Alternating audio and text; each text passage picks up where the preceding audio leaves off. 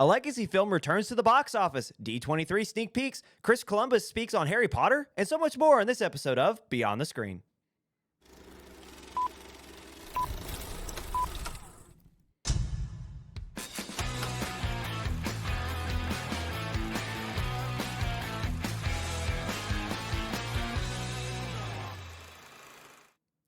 Hello, everybody, and welcome to another edition of Beyond the Screen. I'm your host, Ryan, and with me, as always, is Jake Holtzclaw. Jake, how are you?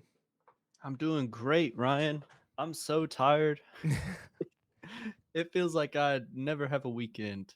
Yeah, show business, What were baby. you doing? What were you doing this weekend? Holding the camera. Hanging out with me. Yeah, and holding the camera. And we were tethered together. Wires and Physically. Yeah, well, I mean, some would say emotionally too, but physically, yeah, in this instance. But no, we shot another, well, back on our first set. We've been on two sets, so me and Jake have had many a conversation where we're like, let's get through these two and then let's take a break. So we're not going to be on a film set for a minute. But we just Not recommended to layer them. No. Well, that wasn't the plan, but it happened that way. So, but anyway, we wrapped up the major filming on our second of two short films that we had planned for the summer, right in time for the fall season. And you know it's the fall when college football returns, of which it happened the same weekend. So a lot of I had fun no stuff. idea. I thought it was still summer. Well, hey. What can you do? You know, they don't call it the summer semester. You know, it's the fall semester. So anyway, but no, we're back in action here on the show after we spent time together shooting another film. And so thank God it was Labor Day because needed that like 2 hours to just not do anything in the middle of the day in between writing the script and prepping for the show. So that was nice. And trying to layer that on top of work would have been not fun. But yeah. But on that, my 2 hours was driving back to where I live because I did an oil change this morning. Yeah, and you don't drive a vehicle that makes it easy to do that. Sure I do. Big. An oil change? I mean, that's what I mean, bigger. Like, it's not like the average. Right next to each other. Well, yeah, I guess. Arguably, or if we want to get into the mechanicals, my filter's right next to the plug, so it's actually quite easy. Yeah, well. But we can move on. Yeah. We always start with a micro segment on our show because it takes a lot on a normal weekend to get through this show on our regularly scheduled cadence. But now we're here with again, we'll bring Emily in, but our micro segment called What Are We Drinking? In which we describe to you and to each other what we are doing to get through another rendition of Beyond the Screen. So again, we'll bring our director, Emily, in to share with us, and we will actually start with her. So Emily, hello. Hello. Talk to us.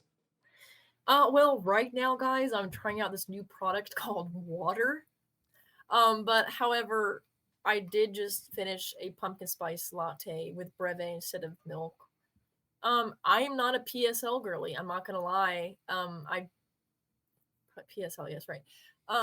So funny enough, I'm big into fall. And do y'all remember how last year how fall didn't come until like mid-November, and then by that point it was like time to start celebrating Christmas. I came down here Thursday night to my family's home, and then Thursday night, I slept, and then Friday. No, yes, right. And then Friday night, my sister and I went to the store and we got, I got a pumpkin spice chai. And then Saturday, we went out with our friend and I got the pecan crunch latte with pumpkin cream cold foam instead of their like regular cold foam. And then Sunday, I did the same thing. And then today we also went to Starbucks and I just tried out the pumpkin spice latte. I've only tried it once when I was back in school and I was like, this is actually bad. It tastes like actual pumpkin pie. And I do not like the taste of pumpkin like that. Like, I don't like pumpkin. Cinnamon is fine. Not a fan of pumpkin. So I was like, you know what? In honor of the fall season, I'll try it out. And I tried it and I was like, I realized why I did not like this back in school because it's not that good. But anyways, to summarize, I did have that earlier. So we're going to say, what? Isn't that a hot take? Everybody loves pumpkin spice. Yeah, everyone likes pumpkin spice lattes. It just tastes too pumpkin-y. It's like the jar of pumpkin. You know what I'm saying? That people give their dogs. Tastes like that. Is it Starbucks? Or yeah. is it Yeah. They put pumpkin puree in it. That's why. It tastes like it. Yeah. I could. You know, I am a fiend for both pumpkin and cinnamon. So when this literally two of my, I love, you talk about pumpkin pie, literally my favorite pie. So it's like you talk about like this season, it's literally made for me. So Yeah. I am the opposite of that opinion, but I do understand because like it is a lot of pumpkin, but I adore pumpkin. So I'm always drinking when, especially when like the creamer, like I don't usually drink my coffee with cream in it, but when the fall rolls around and they come out with that pumpkin spice creamer, you bet there's Yeah. pumpkin spice creamer in there. And Absolutely. I was gonna lead when you were with your water bit. I was gonna say sponsored by Dasani, but we're not. We're not sponsored by Dasani. We learned over the weekend that a lot of water has texturing agents in it, but What- we don't need to go down that what rabbit app were hole. you using? My phone's Never mind. Move on, Jake. What are you partaking in this fine afternoon? chemicals. Ah, Rain energy drink. sponsored by, please, Rain. No, we're not. We're not. No, we're not. We need money. Yeah. Anything further on Rain? What flavor? White haze. Rated Somebody 1 to 10. Off-brand white monster. But the thing is, White Monster is the best flavor of Monster. So is it more like citrusy because it's like that orange cream flavor? Same thing. Like, and I don't mean to bash on Rain saying it's off-brand, but it is genuinely like that is their version. Yeah, Because white haze is the same as that checks. monster. That checks. Fun fact, when I was in Video 1 back in school, the Video 1 class, you had to like kind of like make your own project. You need a couple of video projects to choose from, and I chose a commercial. And my classmate, the teammate, wanted to do it on Rain, and so I was the one like in charge of like writing the script. And I was like researching all of these facts about Rain to make it sound like the best. And as I'm researching, I realized like it is actually rated like the worst energy drink because it's like the worst one for you. And I was like, dang, there's like nothing I can do except lie here because it's actually Yeah. so bad for you. Yep. I can Yeah. remember. That's why I said chemicals. I scanned it. Yeah. You're giving me like I'm remembering an event when I was in college, and I remember, and this is so unrelated, but a classmate who was in one of my groups, right, was like the campus sponsor for like it was either C4 or Rain, one of them, and she was like, I have so many extra cases, like full 12 to 24 pack of cases that she doesn't like the drink. They get like sent a bunch of them to table with. She's like, I'm almost done tabling. Do you want them?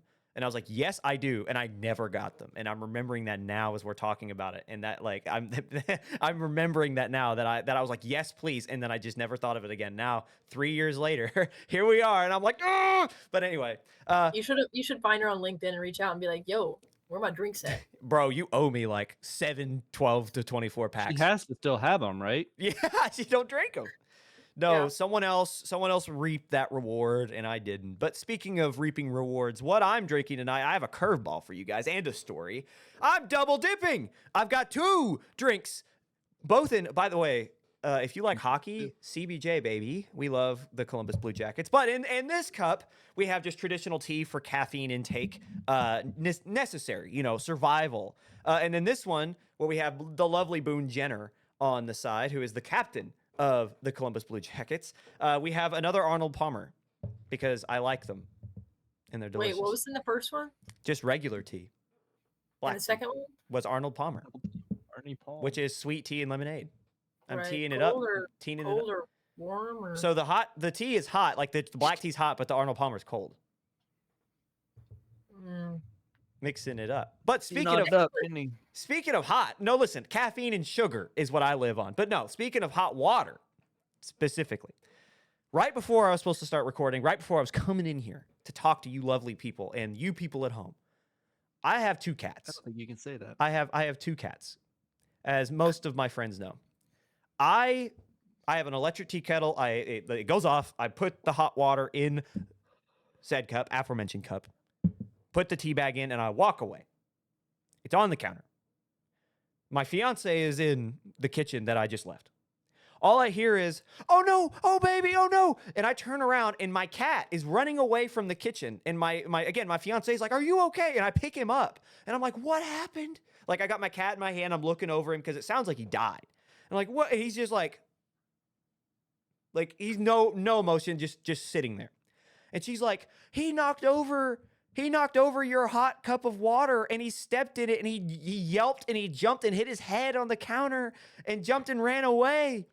And surely enough, I walk over and there's just like sort of tea, like barely off colored water because I just put the bag in it, just all over a whole roll of like paper towels soaked in this water. And I just look and it's just everywhere. And I look at him and he's just, one of my two cats is really dumb, and you can guess which one was the one who perpetrated this event. But like, it's funny because I picked him up and I'm like rubbing his back paws where he stood in it and yelped. Nothing. He's fine. But the paper towel had steam coming off it because it was so hot. Well, How did he knock it over? He jumped. So he tries to jump up to like the way that my counter is. Like you have like by the sink, not like the stove and like the food prep area. Yeah. So across from that, we have like a sink. And when you jump up, there's like a secondary element, like an island that you can jump up to. And he wanted to jump on a galley kitchen with a bar. Yeah, for you, interior interior. there you go. designer Yeah, folks. there you go. Sorry, I'm not an interior designer. He wanted to jump up onto the island, onto the bar, and he just missed and landed on the lower end instead of the higher one, and he knocked over because that's right where my cup was. And he's also 20 freaking pounds, so he takes up a lot of mass, right? He's a lot of space. So it didn't matter how far back I had the cup, it was gonna get knocked over. I thought you'd say that he did it on purpose. I'm like, well, maybe he won't like knock over your knickknacks and stuff anymore. No, You know, no. 'cause, like- He does love to knock stuff over, but the one time he got bit was an actual accident. The one time Right. it actually got him, and he might not do it anymore. You know what? He is so dumb that he might do it. Emily is buffering. She will be back. But yeah, who knows? Who knows? But on Some might that say note, this was an average segment. yeah, we Some really might did. say this micro was. We ran into a segment. Yeah, this micro segment ran long because of stories. Hey guys, Hey, Yeah. we're Yeah. about ready to wrap up our micro segment. So thank you, Emily, for joining us. We're going to run through the box office. That is, what are we drinking? We're going to run through our box office. We won't spend as much time on everything like we normally do, as our viewers can see. The box office top 5 includes Weapons, then Jaws, followed by new releases, Caught Stealing. 4th is Freakier Friday, and 5th is The Roses. And we'll go through those top 5 right after we talk about last week's predictions, in which one of us got one correct, and it was me. I got 1 out of 5, and we were both very wrong, mainly because our source, as we have now learned, we were using IMDb calendar, and it does not tell us when like limited releases happen. So hence why last week we didn't know K-Pop Demon Hunters was going to be in theaters, and now Jaws. So last week Jake said Caught Stealing would come first, with Weapons 2nd, Freakier Friday 3rd, Toxic Avenger 4th, which was his like Hail Mary. I thought it was a good call. Did not finish top 10 even. And then 5th was Fantastic Four. And for me, I had Caught Stealing, The Roses, Weapons 3rd, Freakier Friday 4th, and Fantastic Four 5. And the only one I got right was that Freakier Friday was going to finish 4th. But I'm shocked that the Toxic Avenger did as poorly as it did in its first week. And I guess it is very niche. And like hindsight biases probably had a better chance of doing what it did instead of what we hoped. But I am shocked a Peter Dinklage led, like campy B movie funny, like it just seems like it had all the elements to be memeable. So if you remember last week for our viewers who are coming over, I was like, man, I wanted to do that. And I'm shocked that it flopped that bad. Not that it flopped, but I saw nothing. I saw nothing for it. It's No talk. disappointing. But we'll go ahead and run you through the numbers. We'll stop at Jaws because I think there's fun conversation to be had there. But we're going to start at number 1. With K-Pop Demon Hunters out of its way, Zach Kreger's horror Weapons finds its way back to the top of the box office mountain in its 4th weekend in theaters. The film earned $12.4 million in the expanded 4-day holiday weekend, which you'll hear me say a lot when we have big weekends like this, because we haven't had one for a while. So a bunch of our viewers might be new to that concept. The box office, they still count the 3-day traditional, so Friday, Saturday, Sunday, but when there's a long weekend, they will count both. So they will say Friday through Sunday, they'll say here's what they earned, and then with Monday on top of it, because it's considered a holiday weekend with now everyone's off on Monday, the 4-day weekend, they add that money up. So the film earned, again, 12.4 on the expanded 4-day holiday weekend with Labor Day, but in the traditional 3-day weekend, they earned 10.4. So this pushes the film to an estimated 234.6 million globally. We say it every week, but this is a huge win for Warner Brothers, Craigers, and everyone involved. Another big win for Warner Brothers, as we talk about again every week. But we'll keep going down the line here. Finishing second is Jaws, coming again. This is a film that started the blockbuster era in film. A lot of any film student, as us three are in this call, and probably a lot of you listening, you will know that Steven Spielberg is the one who essentially created the summer blockbuster. Before Jaws in the mid to late 70s, there was no like summer period. It was like a dead period for the film franchise as a whole. Jaws changed that, and after 50 years celebrating its 50th anniversary re-release, it takes a bite out of the box office, finishing second again with 9.8 when it comes to the 4-day holiday weekend, and then in the traditional 8.1 million. According to The Hollywood Reporter, the film was booked for 3,200 theaters. So this re-release got a national-wide, like just huge release, which is not like crazy, but it's nuts to think that with all the releases coming after it, it would finish second. Some sources saying it will probably eclipse 10 million. Jake, what do we think? About Just Jaws, like the Jaws craziness. coming back. I think there's room for it. I mean, we've been seeing a lot of re-releases. We got one coming up next week as well that I'm actually going to put really high on my predictions as I'm writing them now. But I don't remember re-releases like being a thing like very prevalent, I guess, in years past, and I feel like we're seeing a lot now. That just might be a bias, one of the types of biases where I'm now actually looking at box office and reviewing. Yeah. Whereas like before this podcast, I wasn't paying that close of attention, so I could be wrong because I didn't know Jaws was re-releasing. Yeah. I didn't see anything on it. I didn't know that 3,200 theaters were showing Jaws.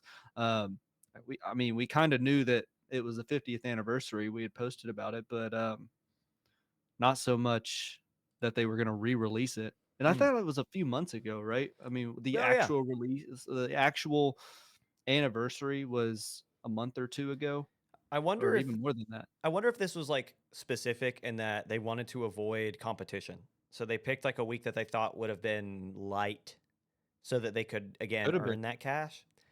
This is something that I find interesting, this kind of like train of thought, food for thought, if you will. If nostalgia baiting with like remakes and sequels won't work, and this is something that like small town family-owned theaters have done, where they will just show a popular movie from whenever and be like, hey, it's this night. I wonder if now that is like the next evolution in the showings for major theater chains is like, okay, we're going to dip into that family-friendly, like that really small local theater ideology, and we're just going to show whatever works because nostalgia still makes money, just not remaking nostalgia, just showing what people are nostalgic about. Yeah. That'd be my curiosity. I just think Jaws is pretty timeless. I think it of course garners a lot of people, pop culture basically, but yeah, nostalgia, mainly. But that helps, especially in a light week. For sure, which is again, it's crazy. This is considered a light week with what we're about to talk about, but it is. I mean, comparatively, it is. So, finishing third is Caught Stealing from Darren Aronofsky, starring Austin Butler, a crime thriller that is highly reviewed from all facets. It's got a B from CinemaScore. It's got I didn't remember to look up the Rotten Tomato review for this, but I know it was high. I think at one point it was 100%. It might be down to like 87 or 88 now, but again, very highly reviewed.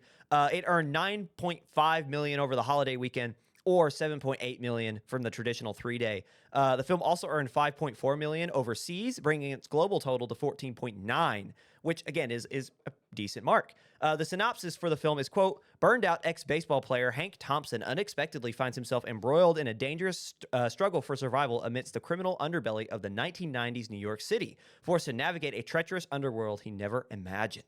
So I didn't know it was a timepiece period, so that one's gonna be fun. Not that the '90s are a timepiece period, but definitely a specific aesthetic. Finishing fourth is Disney's Freakier Friday, eclipsing a month in theaters. The Lindsay Lohan and Jamie Lee Curtis starring sequel pulled in another 8.3 million over Labor Day, or 6.5 million for the traditional weekend, bringing its domestic total to over 82.2 million, a win for Disney.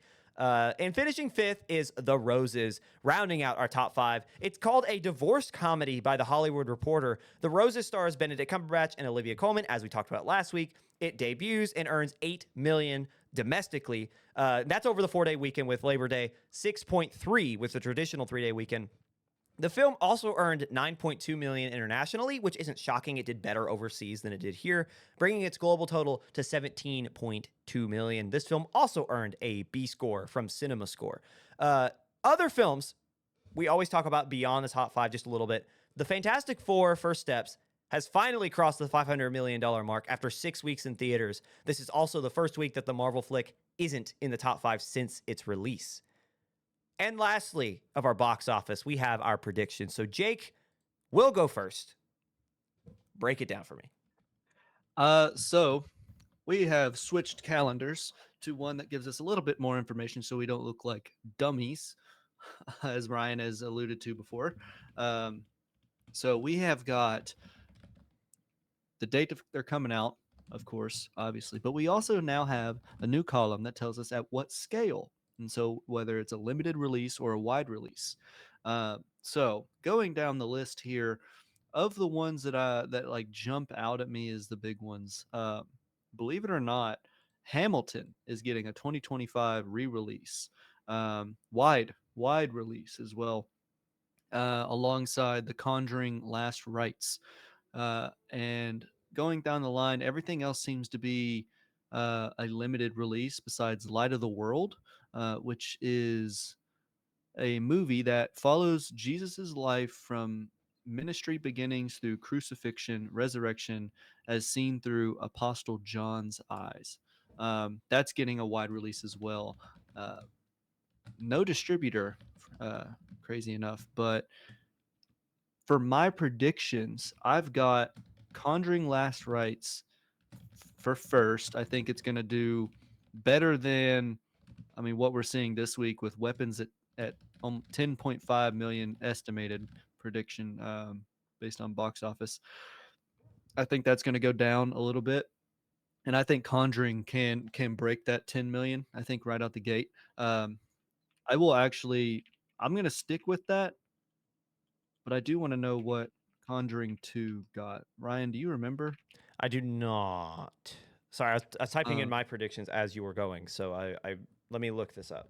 Oh yeah, no. Conjuring 2 did crazy. I think I'm totally like grounded in that opinion that it's going to do really well. I'm not a horror guy, all right? If you're just now tuning in, not big on these horror movies, so bear with me on that. But yeah, so I've been actually putting Conjuring: Last Rites first, and then I think Hamilton's going to do really well. I think it can beat that $10 million dollar mark too. And I'm using 10 million because that's what Weapons got this week. And if there's nothing else going to be coming out, I can't guarantee that Weapons is going to get 10 million again, which is why I've put it in my third. And then followed by Caught Stealing. I think it's worthy of beating out fifth place. And then I've actually got Freakier Friday over The Roses, because if it's going into its fifth week next week, and estimated wise, like Box Office Mojo has not finalized their predictions, but like if Freakier Friday can still beat out The Roses in its fourth week, I think that The Roses is going to drop, like we historically see it, usually 40 to 50%. Mhm. And usually in the later weeks, you don't see that much of a drop. So it progressively actually gets smaller of a percentage that it drops. So it's usually like 40 to 50%. Basically, you can just trust it to chop the gross in half for that week.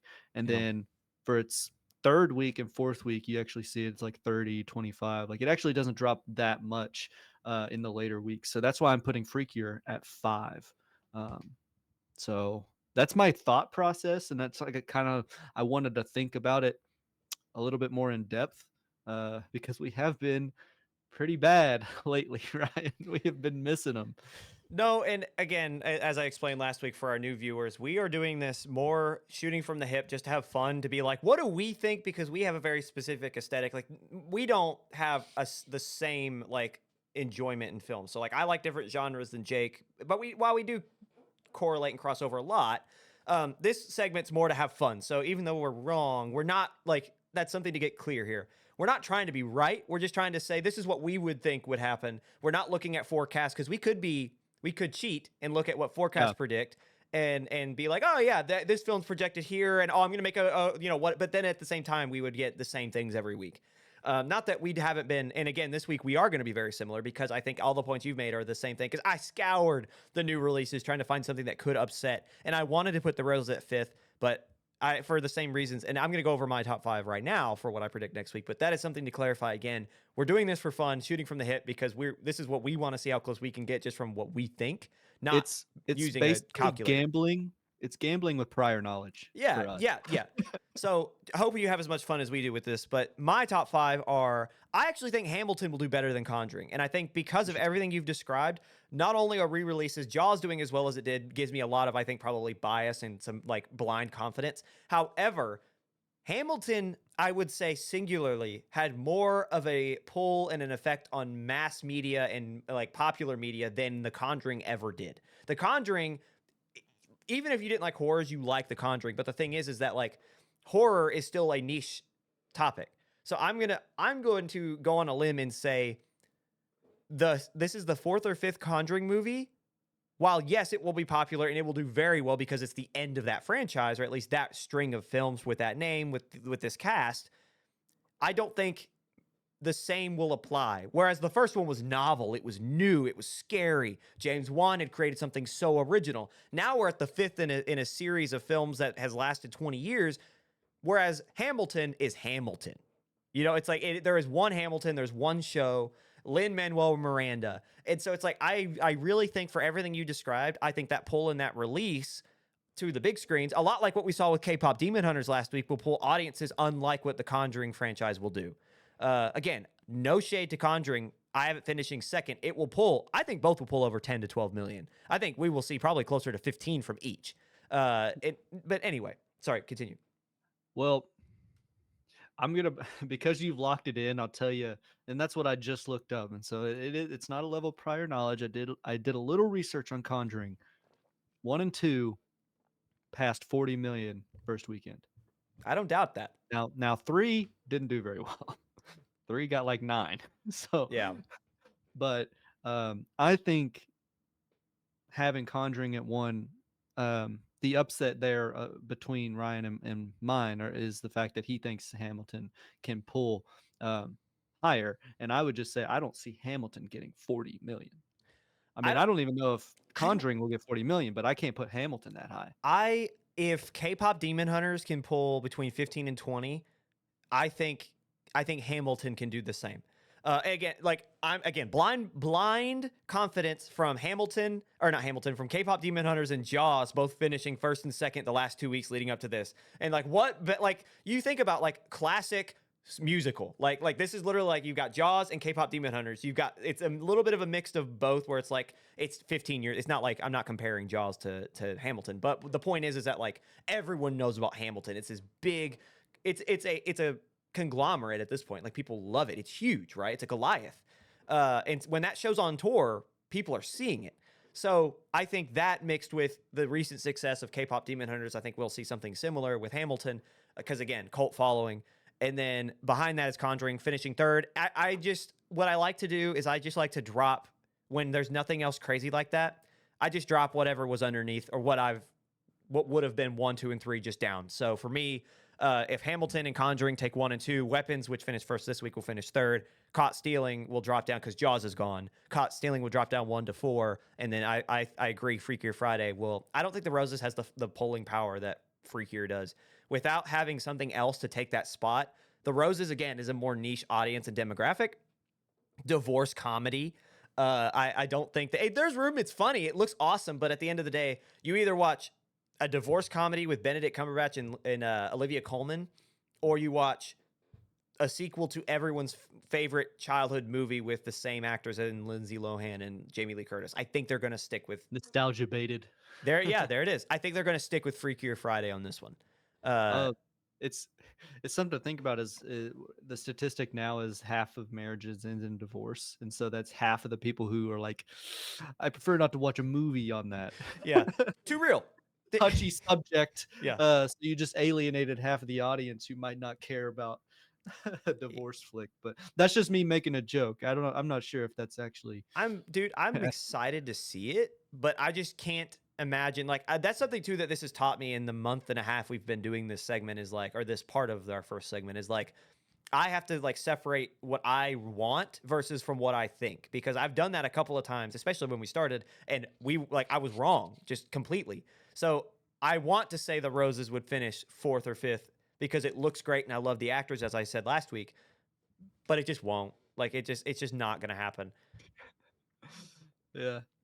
Like the Toxic Avenger. Like, man. I Right. really wish that actually got higher than just 1.2 million. And they've already been like, this is the number. It's not even estimated anymore. Like They know. it got 1.2. And I was like, dang, nobody saw that. I will go watch that and I will tell you how it is, because I think I love Peter Dinklage, and it looks, I've never seen him in something, now that I could be completely like wrong on this, but I've never seen Peter Dinklage in something so goofy. He's a serious Underdog. actor. He was an Underdog. You're right. There we go. No, you're That was right. when I was first exposed to him. I've completely forgot he was in Underdog. You're completely right. Yeah. So he does have that history. Pretty good too. No, Underdog's good. I didn't think about Underdog. Anyway. But I one review I saw on social media was that they had wished they put the money like elsewhere and like leaned into the goofiness of it. And I think that what they were saying is it tried too hard to be like good. That they needed to be like tone, like they were tone deaf. They need to be tone aware. That sucks. Yeah. That like, hey, this is what the movie is, and you're trying too hard to make it better or whatever, or like you're taking it too serious, I guess is what it's like, put your money into making it a fun, like low budget movie rather than taking it seriously. I will watch the original and then see the new one, the 1980s campy movie, and see because I guarantee that person probably saw the original and using that as like a base of reference. And I would love to do that myself, because that's what that sounds like. It's like someone who knew what it was before going into it. But that was just one review. I have no idea like where it was founded in. Like I don't even know if they watched the first one, but I think they went in expecting it to be an unserious, low budget film, and it was just trying way too hard. Yeah. So, any other thoughts on our box office before we move on to our next segment? Sitting at 14, Lilo and Stitch gained 2,385 theaters this weekend. No idea why. I have no idea. It was sitting at like 60, and just a bunch of theaters picked it up again. Wow. Wow. Thank you, Emily. No, Lilo and Stitch. Boo. But it only got like $1,000. Oh my gosh. No, $1 million. Sorry. Oh my gosh. Oh, okay. I'm looking at it now. Decimal. Sorry, $1 million. 1,142,000. Well, that does add to. It's made 422. I guess that extra million helps, right? I guess that extra million helps. Pocket change. Yeah. Anyway, that's it. That'll end our box office segment. So coming up after the break, we get you caught up on all things Disney after this past weekend's Destination D23. We'll be right back.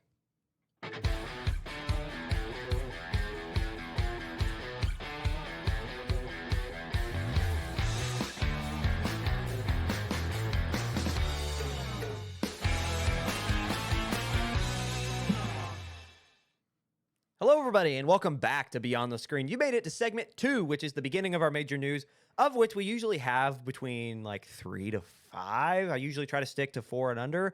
This week, you've got 2 because D23 happened. And for those uninitiated, of which I won't even lie, I knew it was a thing. Didn't know necessarily that it was like. I mean, obviously it's Disney, right? It's Disney's Comic-Con essentially, so it's like it's big. But I was not like super in the know of like what all happened at D23. I was like, oh yeah, they just announced a bunch of stuff, but they do a bunch more. They show sneak peeks of their upcoming projects. They show a timeline of projects, and they talked about a lot.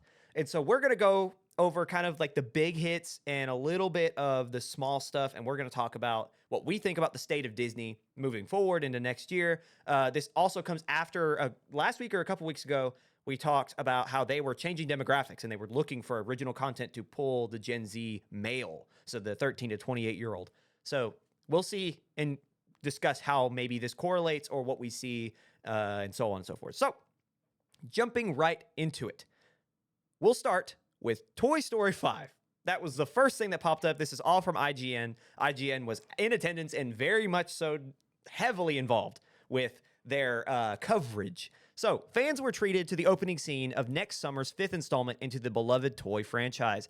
The footage depicts a pack of new Buzz Lightyear toys, fitted with a new look digital emblem on their chest. The toys were stranded on an island after their shipping container was lost to sea. The toys are much like the original Buzz, do not know that they are just that, toys. The footage ends with all of the Buzzes sitting around a fire at night. One of them looks up into the night sky and states, quote, "Star Command, rendezvous, Star Command." And that was, of course, via IGN. It was also revealed that Conan O'Brien will voice a new character, a potty training toy named Smarty Pants. I do want to stop a little bit after Toy Story 5 because there's a lot of conversation of if there should even be a Toy Story 5. I love that Conan O'Brien, they said, yeah, you get the potty training kid. Jake, what do you think about what little sneak peek we got, the imagery of the new look Buzzes, and how that could potentially influence the story? And also something of note to think of as well, Conan is the second new toy to join the party in this 5th installment, with the main theme being tech meets toys. So Bonnie, their child that they live with and that plays with them, she has like an iPad, and it's the idea of toys trying to get her attention and technology and, very new age ideas. So Jake, what do you think about what we've seen from Toy Story 5 and what we've heard? I'm actually kind of interested in understanding seeing all of the Buzzes on an island. Yeah. An entire storage container is actually crazy. Like, can you imagine the amount of Buzzes that are going to be there? There's got to be some reason that there's only like the handful of them that Yeah. are walking around. Yeah. But I'm more excited for this one than I think I would be. But they have to like keep it on that idea. So what you were talking about with Bonnie and an iPad, is that this film or is That is this film? So that's this film? these are both in this film, Got it. but I'm unaware of, there's no talk of how it connects. We have seen concept footage of Bonnie on an iPad, and we know that Conan O'Brien's new character, Smarty Pants, is somehow is just the other new character. I don't know if he's necessarily a smart toy as well, but we do know that the other toy that is introduced is essentially an iPad. And that character is also alive. So there is the new look Buzzes with the digital emblem on their chest. So yes, they're both there. That's rough. I don't know how they're going to connect that. I don't care much for the iPad story as much as I do seeing the Buzzes interact, because that was like something part of the was it the first movie or was it the second movie? It was the first, was when, well, the second one is when they found the Isle of Buzzes, and they were dealing with them trying to they thought they were like the original Buzz and they were like real. Right. And I just thought that was like very intriguing, that where the real Buzz was fighting the other one because he wanted his belt. Yeah. Yeah. And I just thought that was so interesting, is that dynamic. And so seeing this, because this likely isn't the original Buzz, right? Or no, this is a new just version. all Yeah. new Buzzes that think that they are all real astronauts, or what are they called? Not Star Command, but like actual, I don't know, Yeah. Lightyear, but astronauts. We're gonna go with astronauts, but I don't know. That intrigues me more than the iPad conflict. Could not care less about that. Yeah. Which And is about society. I do wonder how they get to like where the other toys are. I think I remember reading that like Woody and Bo Peep are going to be back. So they're going to return to the gang, which I personally like, as much as I love Tom I thought Hanks. there was closure there. Yeah, I would have liked to have seen Jesse actually lead if that is true. It would be unfortunate that they move on so fast. But no, I am in complete agreement. I don't know. I worry about the idea of recycling ideas. We've seen this. Yeah, well, Please go the ahead. whole of 4, and I saw 4 at a drive-in. That like Woody is with Bo Peep. Bo Peep is like, well, she was living on her own, surviving, and like she is very independent, and now like they are reunited and are a couple again. Yeah. And the closure was that they now live outside, and like that's them. And so what you were saying with Jesse, like that would have been awesome to see her lead the gang Yeah. alongside Buzz. Because aren't they like were they not a couple? Were They not are. Yeah. put together? Yeah. So like seeing them lead and possible story there would be far better than bringing Woody and Bo Peep back. I'm saying if it was a totem pole, I really only care about the stranded Buzzes on an island. Yeah. Like, but yeah, how do you connect that? Like, there's got to be a vacation in there and the iPads. Like,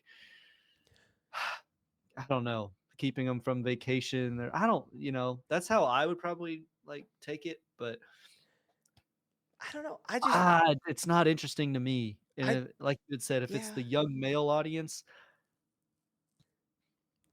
the island, the stranded Buzz toys is the way to go. It is very interesting, but I just feel, again, I have concern because when you go back through almost all of them, the only one that did not have Buzz resetting or being like there being another one or him finding a way to revert back to his original programming was 4. So in the Yeah. first, it was just OG Buzz thinking he wasn't a toy. The second, Al's Toy Barn with the Isle of Buzzes. The third, he gets reset and he's in like the Telemundo, like the Spanish version. And now we're seeing a whole other, and so it's like it is a common thing, but it does kind of feel like, have we run out of ideas? And that adds more to the critique and the train of thought that is, we should move on from this franchise. That's it. That's the beginning and end of it, really. Could have been a TV series, guys. This could have been an email, actually. No, but no. Moving on. The Mandalorian fans were also shown footage from the next Star Wars film, which is titled The Mandalorian and Grogu, in which we see Din Djarin dispatch a group of snowtroopers in many creative and exciting ways. Catch glimpses of Sigourney Weaver's new character, Grogu himself being adorable and doing Grogu things. We potentially also saw Jeremy Allen White's Hutt character, which, if I remember correctly from months back, he's playing Jabba's son who takes over after his death. So Yeah. from blaster fights to flamethrowers to exploding AT-ATs, the Force and beyond, this does look to be pretty fun. I am very That's very their money maker. cautious. Yeah. Oh yeah. Star Wars, but I'm very cautious. But they've done well with the Mandalorian. It's going to be interesting. I'm not sure who's attached to it, if it's the same people as the series, but it is going to be interesting. Like, this is a long form. This isn't your, Disney Plus series here. They're going for a movie this time. So, we've seen it work. We've seen it flop, jumping to long form or jumping to short. And so I hope that not only the writers, but the, cinematographers actually can tell the story and keep the flow, I guess. Yeah. Because they might be used to. I'm not sure off the top of my head if they're 30 minutes or an hour. I want to say they're hour-long TV shows, but I might be wrong. Each of the episodes, I think the more important episodes are an hour long, but in the series they're like 45 minutes on average. Yeah, but arguably 45 minutes to an hour versus an hour and a half or even longer. Like the rising action and the climax and then the falling action, they take place within the 45 rather than, like, I don't know, it just changes things. So if it's the same writers, I hope that they have like cinema experience and it doesn't feel like it drags until it finally starts rising and then into a conflict, or if it goes too fast and then it's just like very slow to end. I have that your latter point as a worry, because with series like if you're doing like one-off stories, yes, you got to finish that rising action and that climax in 45 minutes. But The Mandalorian is like each episode is a continuation of the last. So technically, you have 10 hours to tell a Yeah. story, and now you have an hour and a half to 2. With micro conflicts and micro solutions, Yeah. with multiple story and subplots all coming together at different points through the timeline of the season, with one main story arc Yeah. all the way through. Whereas a movie, you can have that, you can have subplots in a movie, and oftentimes there are some movies that do that, but it's going to be a different beast. Yeah. Me coming into it as someone who's only done short films, but like going into a long film as like a first one, if I was going in and writing and or filming a long or just normal movie, Yeah. um it's a whole different beast. Like, I'm not writing 6 pages, I'm writing 90 more, and just having that which I've done before, and it was not it was not fun. That was because we were on a deadline in a class, but Yeah. What was yeah, it like? it's 30 pages every 4 weeks or something? Like it was. It not was not. even It not wasn't. even, man. I was fast tracked. I took it in the summer, and Oh, so it was 90 pages in 8 less weeks. than 8 weeks. Less than eight Yeah. weeks. Ugh. Because the first week I don't think we did anything, and then the second week it was immediately 10 pages. And then after that it was 30, and then the last 20, I think. I Yeah. don't know, one of them got split up, I think, but it was within 6 weeks. I think it was actually fast tracked because the professor was moving. So he said Yeah. it in 6 weeks. I took that class and then COVID hit. I guess I'm dating Yeah. myself a little bit. So it became just just get your 30 pages in. So yeah, anyway, back to whatever. Right. The Mandalorian, something of note that's caught my eye is about IGN's description of this sneak peek preview. When we first see Din Djarin, when he's fighting these snowtroopers, they called him Darth Vader like. Not using the Force, but his presence. That So in like a negative, or like a vengeful, or like he looks cool. Like oh, when you see Darth Vader enter a screen into battle, you're like, like he's got a certain like feel about him. Like you're like, oh, that guy's tough. Like this is that apparently they felt like the way they described it was Din Djarin had something very similar when he this was just a feeling of like this cinematography is on point, making him look cool. I thought it was getting at something more sinister and saying that his, like, the story was he had to go through some character arc to remain good, and not like yeah. someone who kills a bunch or something. I thought that like he had something happen. Well, he's a Or something. Mandalorian, so I don't think he cares about like. I mean, No, not necessarily, but like I thought we were gonna see a much darker Din, that which is could be like that, what I thought you were getting at, but which it I could can be. understand if it was like, oh, he looks cool. I just don't. Why would you mention Darth Vader The in that? Like, phrase why would that you they make the used. comparison if you didn't want to make it seem like if he was going through something, if you will? Let me find it, because the phrase that they used, and I passed it here, was very specific in that it just caught my attention as soon as I saw it.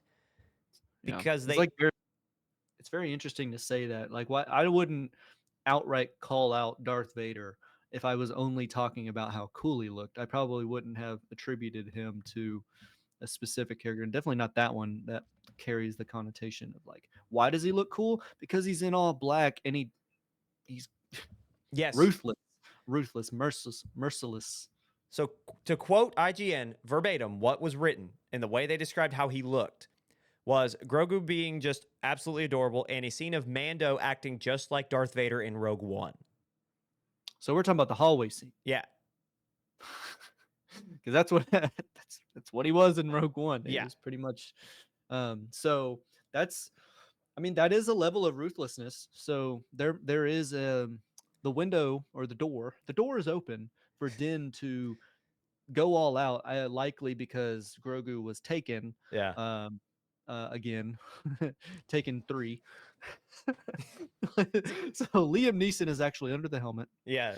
Go around, and so I could see that. I could see that now. That makes sense. Sorry to start going really into it, but it does No. make sense that if he's going to be taking out a bunch of stormtroopers or clone troopers, they're stormtroopers now because they're not clones. We're in the after the Empire. We're now into the New Order, so they are stormtroopers. Um,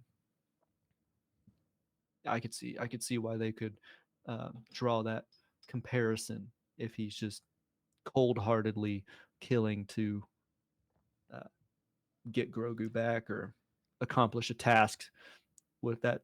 He can remain morally gray, I think is what they were doing. But yeah, I can see that. I'm excited for that particular scene now, and exploding AT-ATs is always cool, especially if you said they were snow troopers as well. So we're getting to see a snow planet, which I don't think we've seen in not this universe because we have, but in this storyline, I don't think we've seen a I snow don't think planet so. yet. Not in Mando. Um, I don't. Not to my knowledge. which it's always getting off track from Mandalorian, but the Star Wars cinematic universe in general is we only really see desert planets is the joke.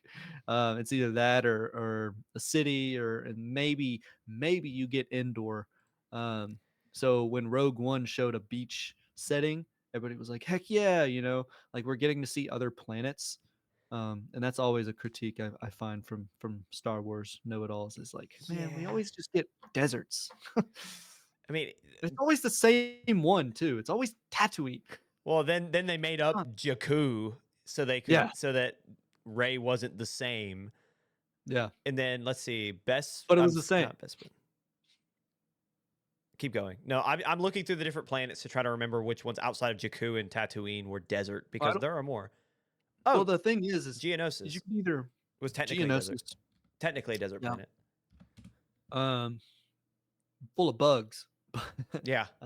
bug species, but and then there's so yeah, I'm interested in knowing in whether or not this is Hoth again, or if this is a new snow planet that's just gonna look the same as Hoth. Um, Yeah. I think one way to really sell a new planet is to new creatures, and so Yeah. we have seen that with with the first season of the Mandalorian when he kills the what is it called, the big horned creature Rhino that he now looking has thing. as his insignia. Like that, I think that's how you sell like a new planet is to have a new creature nobody's seen before. Like oh, I forget what it was. Like Boba Fett was on the same planet, which is understandable with Jabba the Hutt's palace that he took over. Like it that's a great like circle that comes back to him now running Jabba's, which we're gonna have to cross that path because Boba Fett was in this, and now we're talking about the Hutt's kid. Oh man, that's something that I hope that they touch on is how Boba Fett might fit into this. Mm-hmm. So but yeah, that same planet there and the Sarlacc pit, right? So you have to like touch on the Sarlacc pit, and that's why they showed it in Boba Fett to start him out. But like having the new creatures, I think really sells it. The creature you were referring to at the beginning of the Mandalorian is called the Mudhorn. That's what I thought. I was like, Yeah. I hit Mudhorn, and I was like, it's too on the nose. Yeah, it is very on the nose. I can't lie. but, When I looked it up, I was like, the Mandalorian season 1 horned creature that whatever, and I hit enter immediately Wikipedia Mudhorn, and I can't lie to you, I went oh, like that's that. They didn't really. They didn't try on that one. No, like Sarlacc, like that's not That's something you sick. hear every day. Yeah. And there's others like that that escape me now. I think even the trash compactor monster has a name. Yeah. And then the Dagobah monster might have a species name, but I love the Rancors. They're freaky as heck, dude. yep. The Tauntauns, like Yeah. these are names, like these are Lucas-esque names, but great names. Yeah.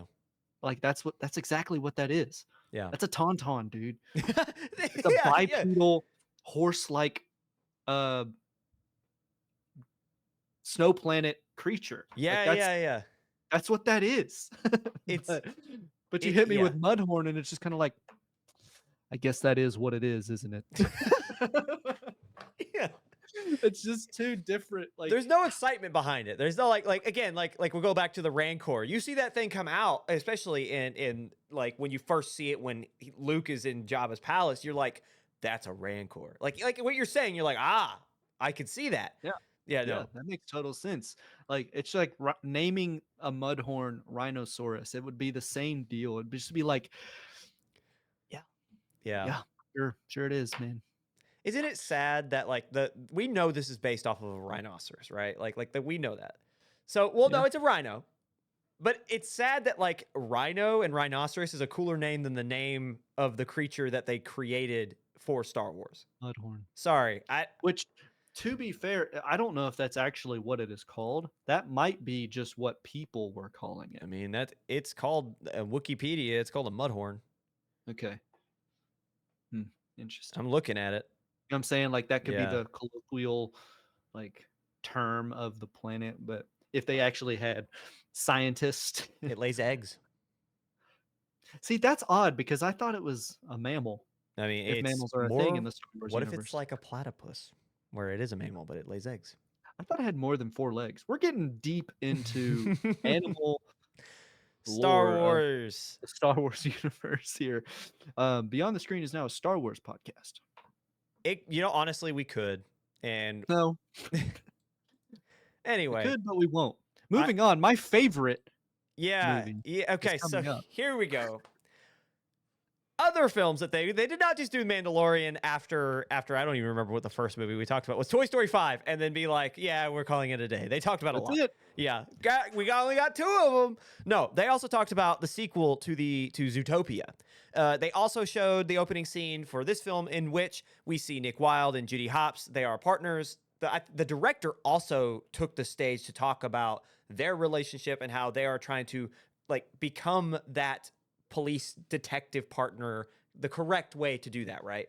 The idea of you can't just hop into this kind of partnership without some growing pains, especially when you're doing the work that detectives do. And as you can do that, imagine it in Zootopia and less real life per se. So anyway, we got a lot of the story from this opening scene.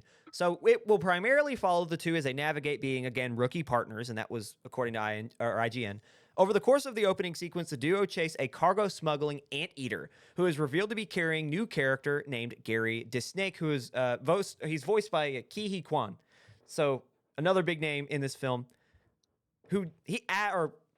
going back to what he's doing and why he's being smuggled. He's trying to look for a book that will change the world's perspective of snakes, because in this world, in Zootopia, they hate snakes. They despise snakes. They're seen as not cool, and Gary Disnake is like, I'm going to change that, and somehow it's going to save his family. Not shocking. Racism. Right after That's this. racism, folks. Right, hold on. Right after this, because it gets better. Okay. It was immediately revealed that legendary voice actor Patrick Warburton will be voicing the new mayor named Mayor Winddancer, who is a giant horse. Buff one too. Who is an actor. He looks like I'll get into this in a second.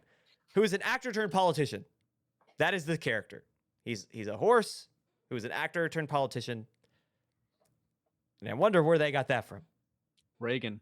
Anyway, well, there's another one, but anyway, if you can guess, On Affinity. if you can guess, Nick and Judy become fugitives when they try to help Gary. Gary. That's it. And now my question is the movie worth seeing? Because I feel like I think you're grasping, Ryan. I'm going to go feel like watch it. we just watched the whole thing. I was reading this and I was like, man, that's all of the story. There's like there's nothing else. I feel like there's a spin. I'm going to give them credit because Zootopia 1 had an awesome ending. I thought it was a great spin. I did not see it coming. I would agree with that. I want to give it the benefit of the doubt. I feel like, I don't know, I could have been dense. I could have been just like amazed No. at, Not but like saying that I at all. really felt like Zootopia 1 had like a good twist that I did not see. Like I didn't necessarily know who to point the finger at all. And the twist at the end, and I'm not even saying it like because I thought it was good enough that I would tell people to go watch it. If you haven't seen Zootopia 1, get over yourself about the furry stuff. Yeah, And go watch it please. because it's overall a great movie.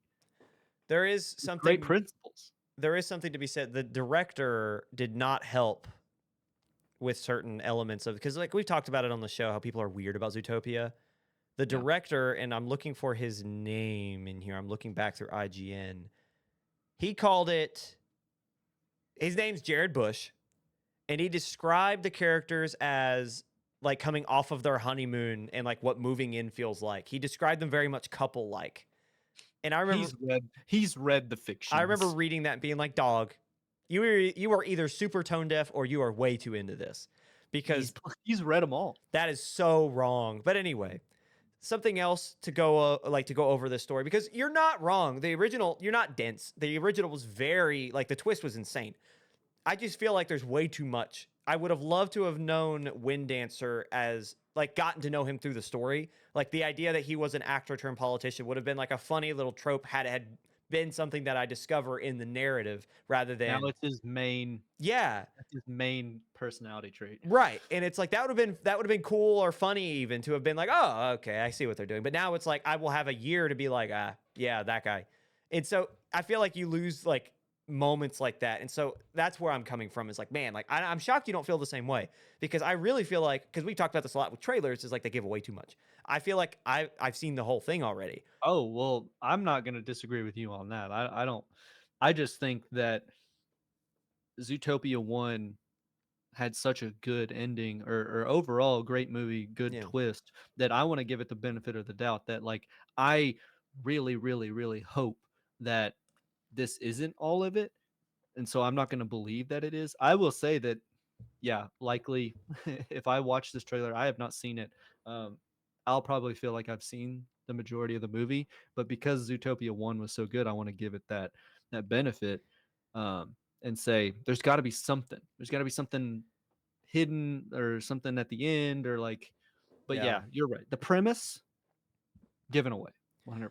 Yeah, and where that twist will come in, and I hope it's not as simple as it seems. I hope the mayor is actually a like I hope that this is something Has no role in it at all. Yeah, like that's like what I want. However, something that I didn't have written in the script that I think is important also to the story, and this is where that twist can come in, is the actual villains of the story are killing people in Zootopia to keep the book a secret. They not talked about the book. They've not talked about we know it's a thing that they want, but they've not talked about it. I felt like the moment that the line in IGN story was like, and then they become fugitives, I was like, of course they do. Like I felt like you could read into that the second that a horse mayor and a snake, misunderstood snake, is like, yeah, they're gonna, yeah. But apparently the book is so worth keeping hidden that some organization of animals is killing other animals in Zootopia to keep it hidden and to keep snakes as bad. So killing is crazy because we haven't necessarily seen death alluded to a lot in the first, but never did we see it. No.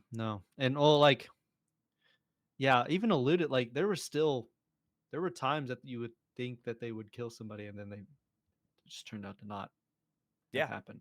I don't remember death from the first one, but you're outright saying that there is an Illuminati or a higher power, a higher group that is killing people. But the villains of this film have committed murder is is a direct line from the article. Also, something else, Jared Bush. What's in that book? Jared Bush talked about fanfic. What's in? Oh no!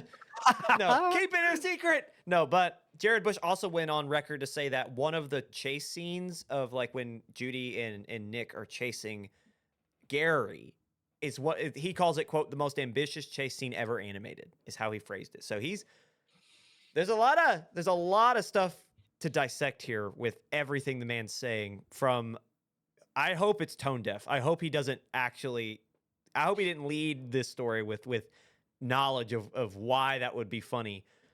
But also in terms of the story, the most ambitious chase scene with the actual murder and the death seems like a lot of really deep and dark places for a kids movie. And the thing is, Zootopia 1 did go into a lot of deep places too. There was controversies about Zootopia. The whole prey versus predator thing. I remember when it came out, people were like, this is a commentary on society. And it's like, yeah, yes, it is. Shockingly. That was kind of the point of the first one. So it's going to do that again. I will give, I think you're completely right to give benefit of the doubt. I just have that critique that I feel like I've seen it already because of how much I've read up on it and just from D23. Yeah, it's like buying a car. It's like, I feel like I've already driven it. I researched it. No, where's the fun in that? I don't even want it anymore. Yeah. No, I get it. I do share your sentiment, and if I had seen it and read as much on it, I probably would have been like, I've already seen that then. But I think they'll have a twist, same as the first. I for hope. sure. I hope. So, No, other things. That's not it. We're going to go through these kind of quick, and then we'll go through and pick the ones that we're the most excited about and talk about the state of Disney. But other things. Avengers Doomsday. There's not a lot here, but we did get the directing Russo brothers and returning Paul Rudd to share a message with fans while on the set of Doomsday, which was mostly comedic and reassuring and just Paul Rudd doing Paul Rudd things with the Russo brothers. They also, Disney being, announced and showed some concept art for next year, fall of 2026's original animated film titled Hexed. The story follows, quote, an awkward teenage boy and his type A mom who discover that what makes him unusual might just be magical powers that will turn their lives and a secret world of magic upside down.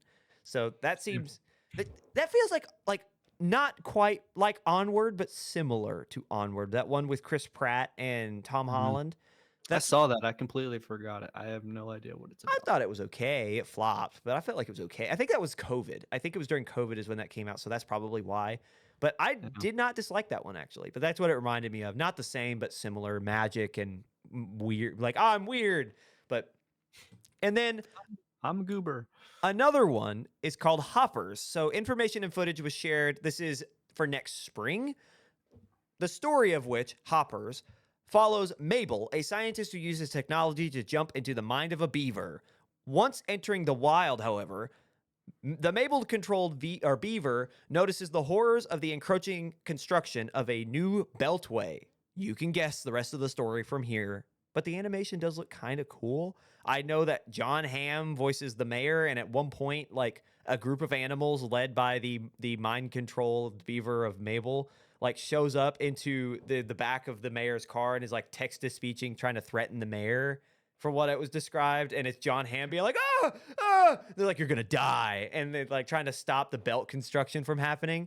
So That's crazy. it sounds really cool. It sounds funny, like the imagery too. You saw it a little bit. We played it at the beginning when we just jumped into this. You saw some clips of it.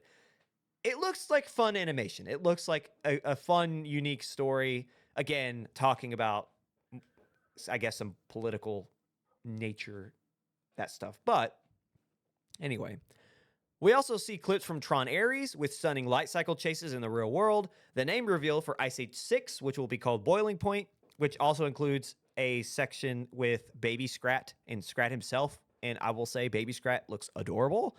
And finally, we got a clip from the upcoming Diary of a Wimpy Kid animated film called The Last Straw.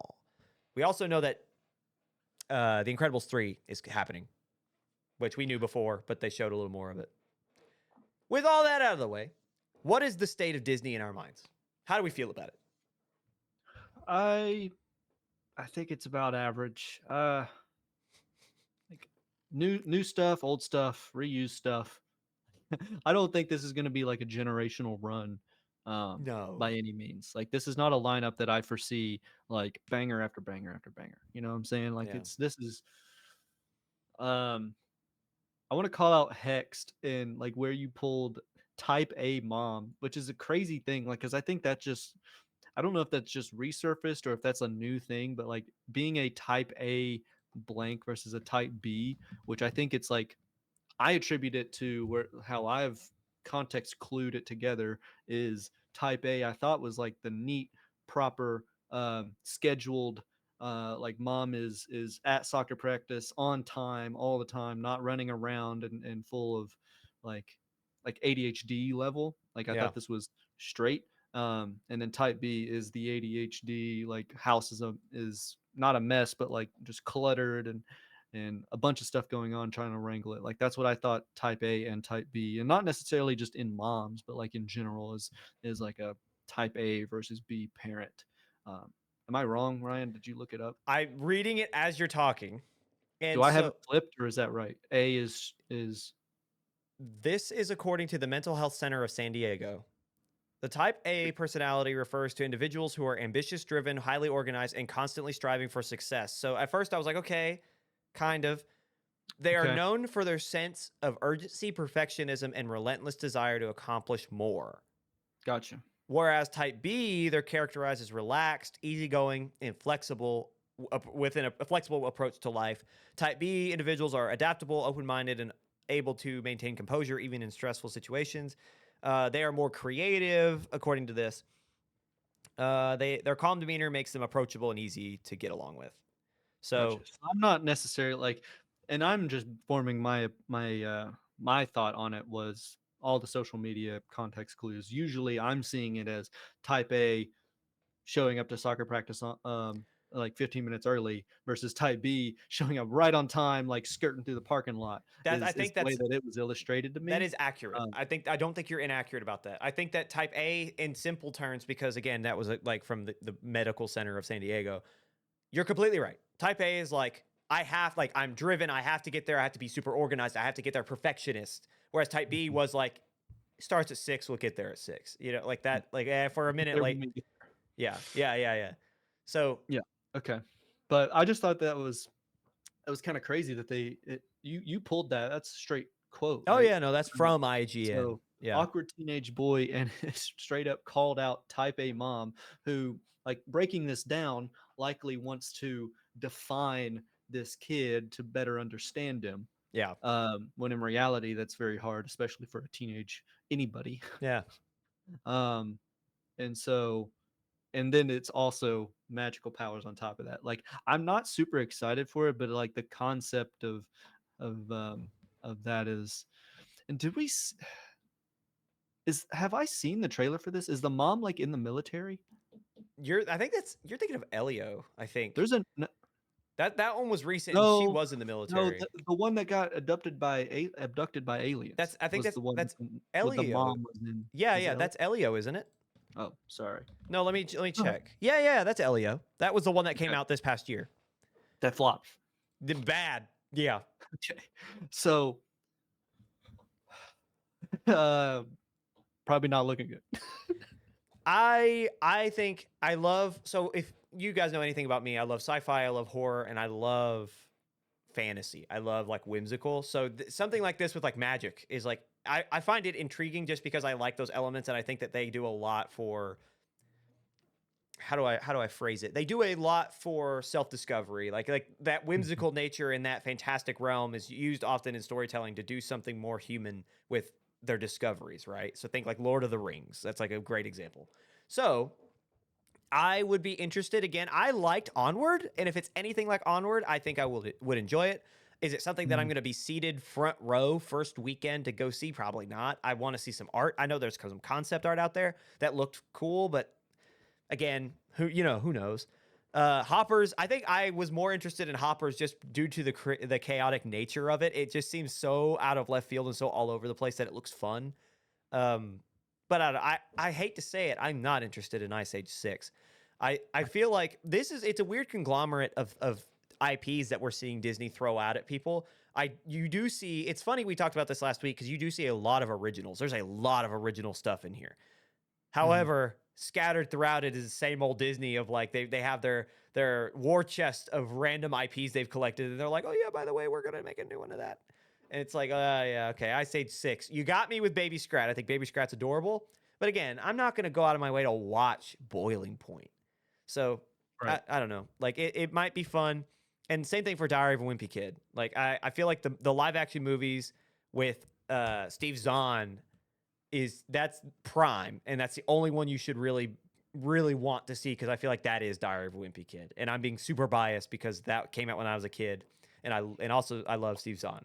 So, but anyway, Roderick and those were yes. Oh, he's so good. Yeah. Yeah. As a brother, like as an older brother, that's just exactly what it is. He was And I wouldn't know. he was the funniest character. That's just what I thought an older brother was. Well, I mean, think about like what those, and this is the last thing I'll say, I promise, then we'll move on to our last segment. But we're still memeing that movie, those two movies. Like, don't call me. Don't come to my house. Like, Dude, every comment section has to have a rally looking down and yeah, right? yeah, every one of them. And it's because it's so perfect. Like, I can Yes. remember the cheese touch being a big deal in my like early middle school Yeah. days because of this movie. Door Yeah. P-O-R-E. Dude, Yeah. and honestly, it is sometimes a comfort watch just because it's so nostalgic and it's so funny. But yeah, sorry, off topic. Diary of a Wimpy Kid. The animation looks cool. It looks very true to form to the Jeff Kinney books. Mhm. But whatever. Any final thoughts on the state of Disney? Good luck making this year work. Or what's coming up, 2026 year. I think some of it was late 25, but yeah, outside of Zootopia 2 and maybe The Mandalorian. But anyway, Some will land, some are hopeful, some are toss-ups. coming up after the break, Chris Columbus speaks on the new Harry Potter adaptations, this past week's newest trailers, and what you should know before you go.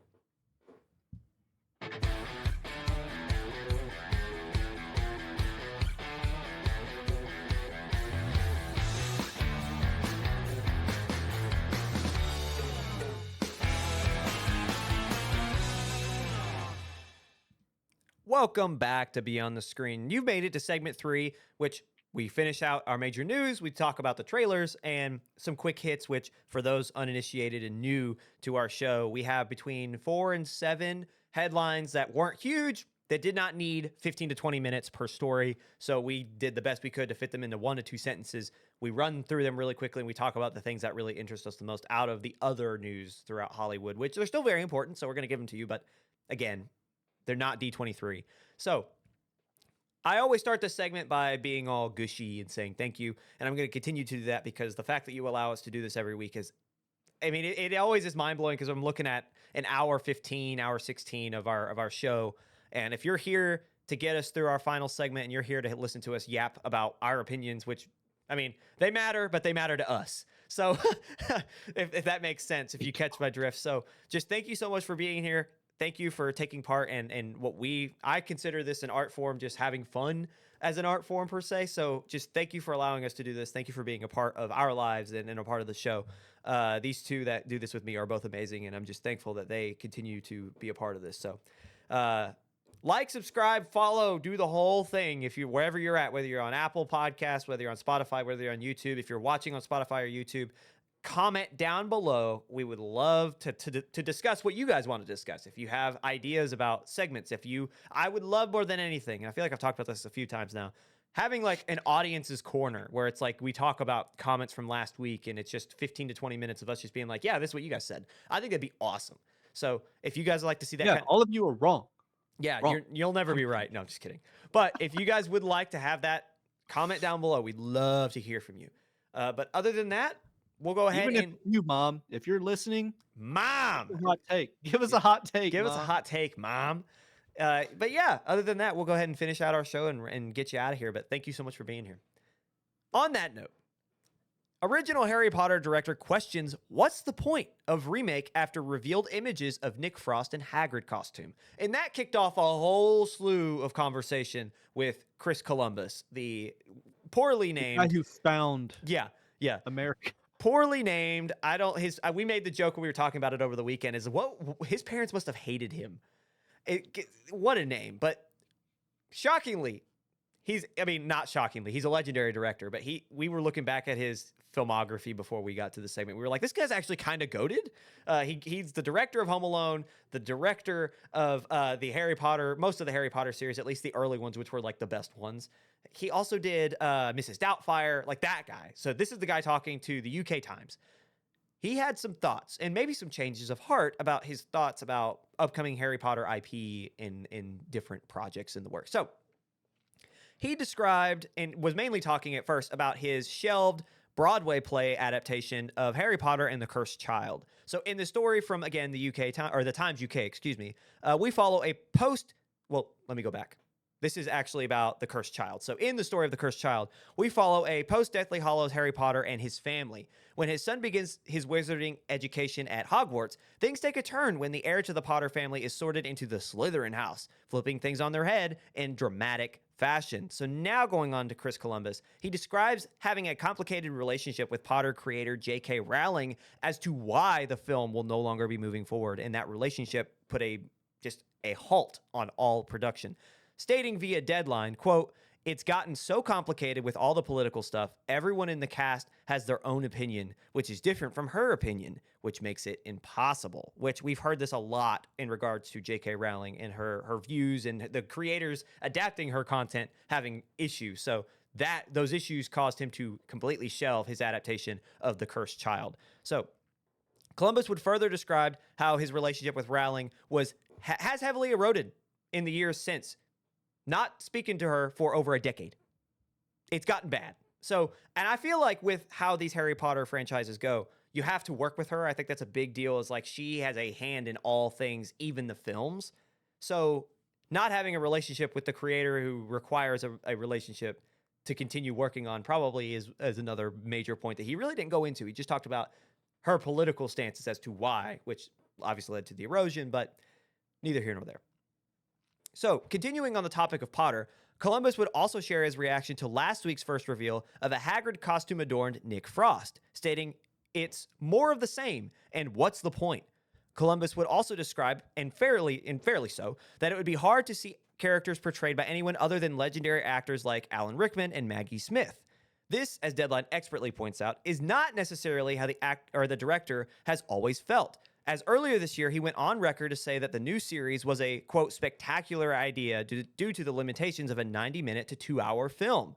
So, Jake, what do we think about Chris Columbus stepping away from The Cursed Child and his change of heart of the new adaptation? I mm, I don't know how to think. I think I don't like the flip floppy, like without a reason. Like I like to know why the change was and if it's purely just J.K. Rowling, because I feel like we've become more woke. No, No, you no, mentioned but politics. No. yeah, no, because it is. I mean, people don't want to work with J.K. Rowling because all of a sudden her views came into the mix or had become public, Yeah. and then everybody then looked back at her stories and were like, yeah, that made like the reasons that the story was told that way, or people were named a certain way, or Yeah. the reason these Oh, characters that yeah. Oh, way yeah. were that it was now given a reason, and now people like hyper analyze everything in part of the story, and so that changes things and dynamics and relationships. And so if it's truly that, I think he's now just saying opinions because of that. I don't know. So if the way that he had mentioned, and I have voiced this opinion to Ryan more than once about the Hagrid opinion and him basing just off of the costumes. Do we really need these stories to be remade and retold? And he was basing it purely off of the costume because it looked similar to the ones that were told in the movies. And we've shown photos of Harry in the new series wearing some awesome, like the wardrobe department for the series is awesome. Like I thoroughly enjoy seeing Harry in 90s clothing. Like it's just Yeah. a fun way to tell that story. But he's pointing out that Hagrid looks the same, and my argument is, well, of course Hagrid looks the same. He lives in a shack outside, and he's a woodsman. Like he's Yeah. going to look disheveled and wearing this dirty trench coat in greens. Um, so it's like unfounded, I think, to just base the opinion of do we really need this remake and then base it off of the costume of a character who doesn't have a lot of variance in their costume, I Yeah. guess. Like if you want, you could say that like we've already seen Harry and go through with the oh shoot, I'm looking through it the cursed child. Is that what you? Yeah. The cursed child. Like go through with that, but he's even saying don't even do that. And I was like, well, that's a continuation. Well, like, why are you even hating on that? But I think the hype with it was that there was a chance of getting the OG cast back. Like there was talks about and now he could have had those two could have been two different thoughts, right? Like, oh, an OG cast reunion will never happen because he did say that, but it was Right. near when he was talking about the cursed child. So I don't know if he was talking about the reunion was going to happen because of the cursed child or if the reunion was just going to happen and it never now will because Rowling is such a terrible person in his eyes. And I want to preface, we are not defending J.K. Rowling's opinions. They are terrible opinions. We are just talking about Chris Columbus's hatred of J.K. Rowling and the cancellation or his disdain for other things Harry Potter. So I think I just think it's interesting the opinions that are sprouting from his opinions about J.K. Rowling. I think that they are because of that and not actually founded, or they just don't make sense to me. Yeah. Like you can feel however you want about J.K. Rowling. Like I'm not even gonna. My opinion matters not. I probably agree with Ryan. I don't like a lot of hate towards anybody, but I'm saying is just because you don't like J.K. Rowling doesn't mean you can just crap on a film that you used to be attached to, dude. What I think happened, because he also talked about how he had a deep relationship with Daniel Radcliffe to this day. Like he talked about in the interview, he was like, "Yeah, I just talked to him just a couple days ago." Like so, he like, and again, he pointed out that everyone working on it had an opposite opinion of her, and that makes it difficult. What I think happened, and I'm only reading into this. This is super hypothesis. This isn't like an opinion, or this isn't like a fact. This is an opinion. I think they probably got into it. I'd say it probably was something like he said we haven't talked for a decade, but I guarantee it was a decade until some recent conversation and he's just not bringing that up because he doesn't want to like spread more drama. So he's like, "Yeah, we don't have a relationship. We haven't talked in a decade." But it feels like I could see if it was one. If it was like he looked at Nick Frost and was like, "What's the point?" Because like I think there's some room for that because that's what we talked about when we first saw the announcement on this show. Was like, "What is the point?" Like we had Well, talked. yeah. That was the exact idea. And to go on to your point too about him saying like, "What's the point?" He looks the same. Shockingly, they're adapting the same characters and they look the same because they're described one way in one book series.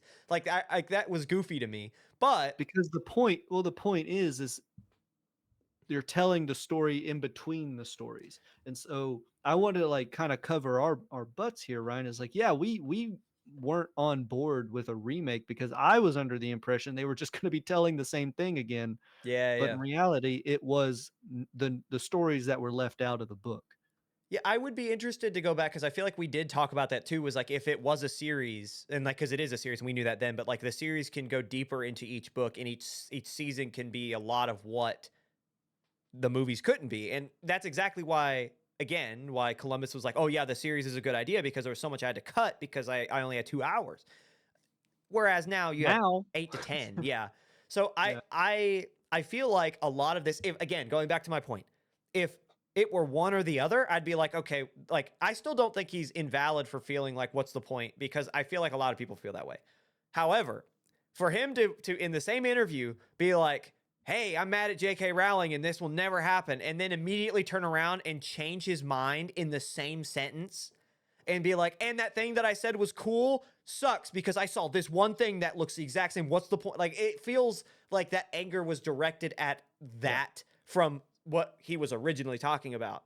So I don't know. Just again, having read it, I didn't listen to it. It's an article from Deadline and the UK or the Times UK. So who knows? But that is what it reads like. That's what it reads like. Is he was mad at J.K. Rowling. He didn't want to make his thing. He stepped back, or it's never happening with the cursed child. He's talking about how J.K. Rowling is and everyone connected to the films are on opposite ends and they hate each other. And then he was like, "Oh yeah, by the way, Nick Frost looks just like my adaptation with Robbie Coltrane.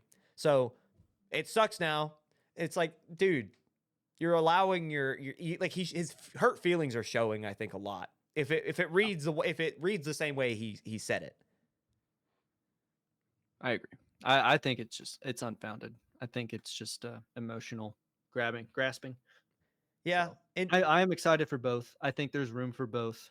Even though they are remakes, I think it is interesting that they're trying to tell it in a different time too. So that's going to make it even more. it was set in the 90s, like it was written in the 90s, so it being, I think that's more true to form. And the thing is, you can't necessarily blame Chris Columbus's adaptation for looking the way that they did, because it was made right after the 90s, so the style was still the style, right? Like they weren't out of style. But now that we're 30 years removed, you can go back and make it more stylistically accurate instead of being. So anyway, something to think about too, to add to Columbus's point, is right after all this happens, and I had this written, I was preparing for the show, it was announced that Warwick Davis was coming back as Professor Flitwick.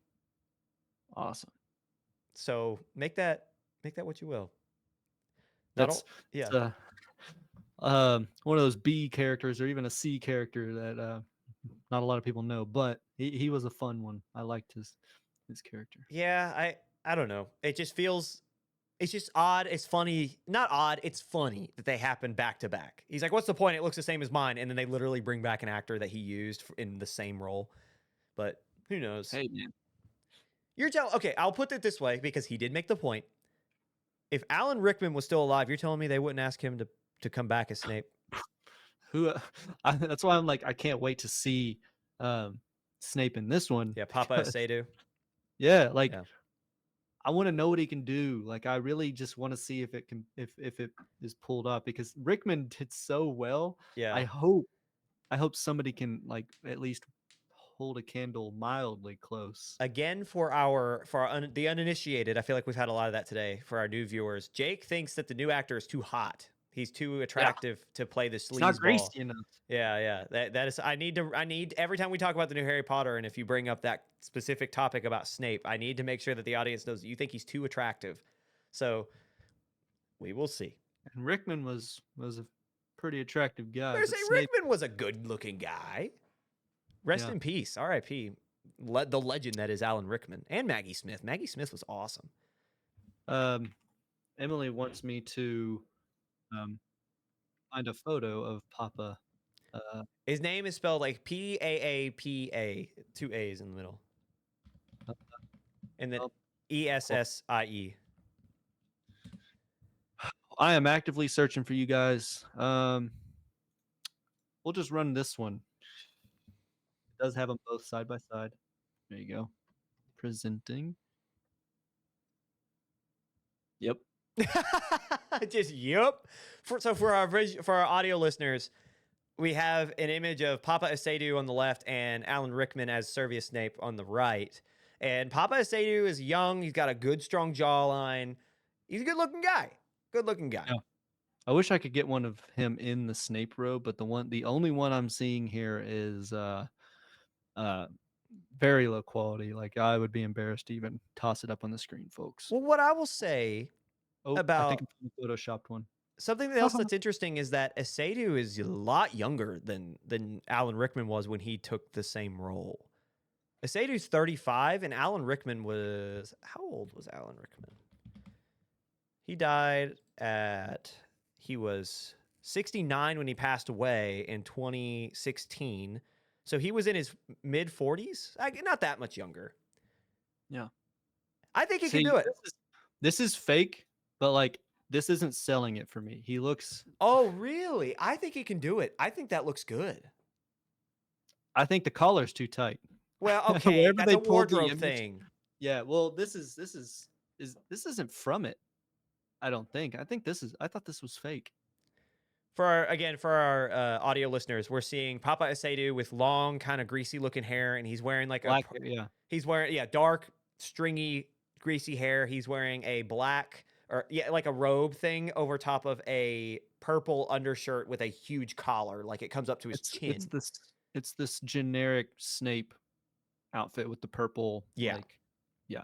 But I don't think they can give him the hair, right? I think he's just going to be too hot. I think they're just going to have him in the Snape clothes, and it's just not going to work. He's not going to be... Emily wants me to mention that he's black. I'm kidding. I don't know what she means. She just typed in the chat, are we not mentioning the elephant in the room? I don't think that is. That is always going to be the She conversation. said it. She said it was her. That is always going to be. Oh, we have our first of the episode host corner. Emily has sent She has Jake to to speak up for the herself. host corner. Coming from a background where you describe everything in American Sign Language as what it is, because you're helping the people who are not only like you're describing it, you're showing descriptors, and even for like audiences who may have visual impairments, it might be nice to describe what they actually look like, because if I'm driving, I would like to know exactly what they look like. But anyway, for me personally, he's not old or haggard or tired looking enough, because Snape is obviously, he was always very tired. He had eye bags. He like had these wrinkles. He looked like disturbed is a really good word for it. He was always looked very disturbed, and so I do not see that. He does look kind of like, so that's not what I'm seeing. But they both thank just you, Jake, smoldered. for making me once again look very bad. No, so. no. Host corner again. The controversial corner, I should say. So what I will say, to be completely honest, like for those who want to know, that is important, and I know that there's an uproar about the fact that he's not white. I don't think it's that big a deal. If he can play the character, he can play the character. So I didn't even. I get it, but also the thing about the eye bags, Hollywood magic, baby. Like I feel like you can make him look older, a little older, and a little bit more disheveled. It does come down to like performance as well. Like I have no doubt, Yeah.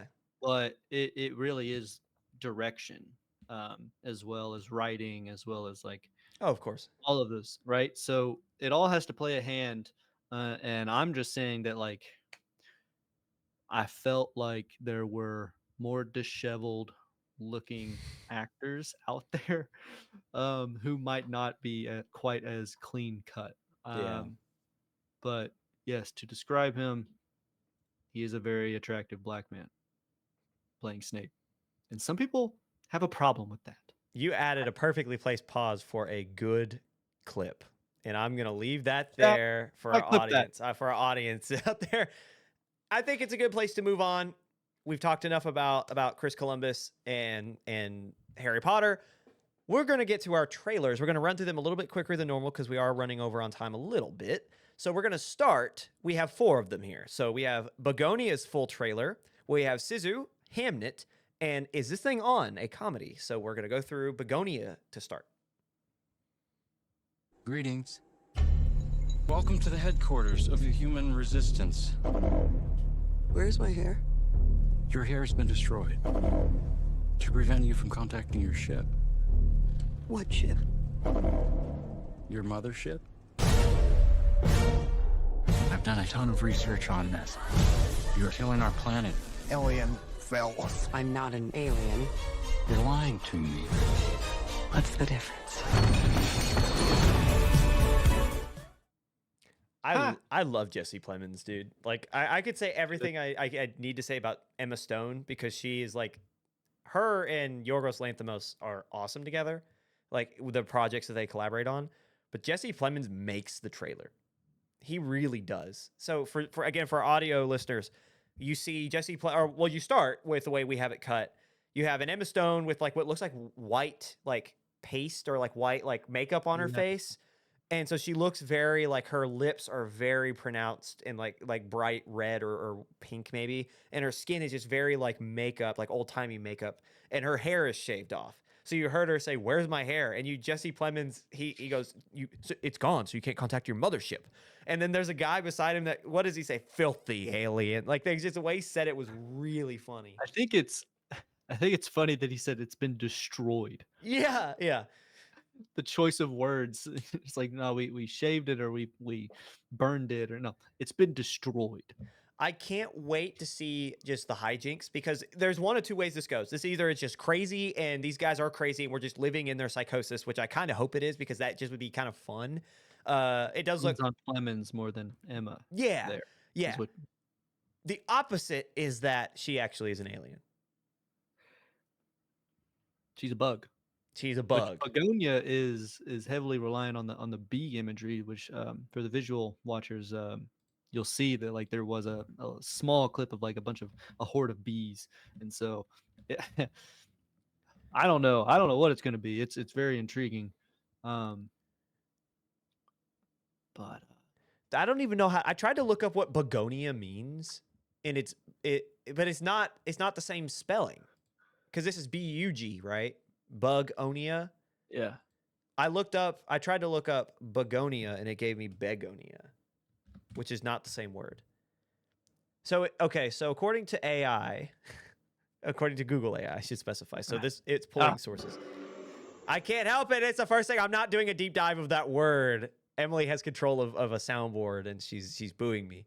But refers to the ancient belief and practice that bees are spontaneously generated from the carcass of dead ox or a bull. This is gonna be crazy. Yeah, there's a lot going on here, and I like Yorgos Lanthimos. He's one of those guys that, like, if you are just an average film goer, you're not really gonna know who he is, but he's got that style. He's got that it's so specific to Lanthimos, and like I'm gonna pull up his filmography real quick because if I could type, because you probably heard me like. But he's created Poor Things, which had obviously Emma Stone and Mark Ruffalo. He did The Lobster. Did he do The Lobster? He did do The Lobster. Yeah. With Colin Farrell and Rachel Weisz. He did The Lobster. Did he do Dogtooth too? He did. There's just a lot of really interesting. His filmography is just really interesting. It's just, and they're just off the beaten path films. They're more art housey, and they're more they're specific to him. And I know that doesn't make any sense if you don't know who he is, but that is the only way I can describe Yorgos Lanthimos. So I see this, and I just see the craziness of it. Super original idea. I want to see Jesse Plemons just be crazy. Just have fun with it, because that looks cool. That makes every trailer, is when Jesse Plemons is on screen. The way he sells his crazy acts, like Breaking Bad and his other ones, like you don't necessarily think he's gonna crash out, because he does everything with that straight, crazy face. Like, Yeah. it's a straight face, but then like you see it like he was about to shoot a kid. You didn't necessarily like that was in Breaking Bad. Spoiler, I don't- he like the kid notices them doing illegal activity. I'm going to boil it down to that. And they're all just kind of like, oh my gosh, he saw us. Like, what are we going to do? Like, it's a kid. Like, we can't do anything to a kid. And Jesse Plemons' character just pulls a gun out on the kid, which is, it's not funny. It's not funny at all. But it was hilarious. Because you didn't necessarily think he was going to do it, but that was the character. Yeah. He's very... Back to the controversial corner. It's back. Am I muted? No, you're back. You're here. But Jesse. Yeah, Jesse. Awesome. Anyway. So if we move on, I would like to point out that Sisu, this is the second installment, so it is Sisu 2. Got you. Okay, I know nothing about this franchise. I just know this is new, and it was only labeled Sisu whenever I saw it. So that is the next trailer, and Apologies. yes, we'll go ahead and throw that up. Egor Dragonov, you killed hundreds of civilians, including the family of a Finnish commando who took revenge and became a legend. The legend entered Soviet Union 10 hours ago. I'm sending you to clean up your mess. They're saying I lit the fire in you. I will put it out. You are a mistake, an aberration. I will show you that there are worse things than death.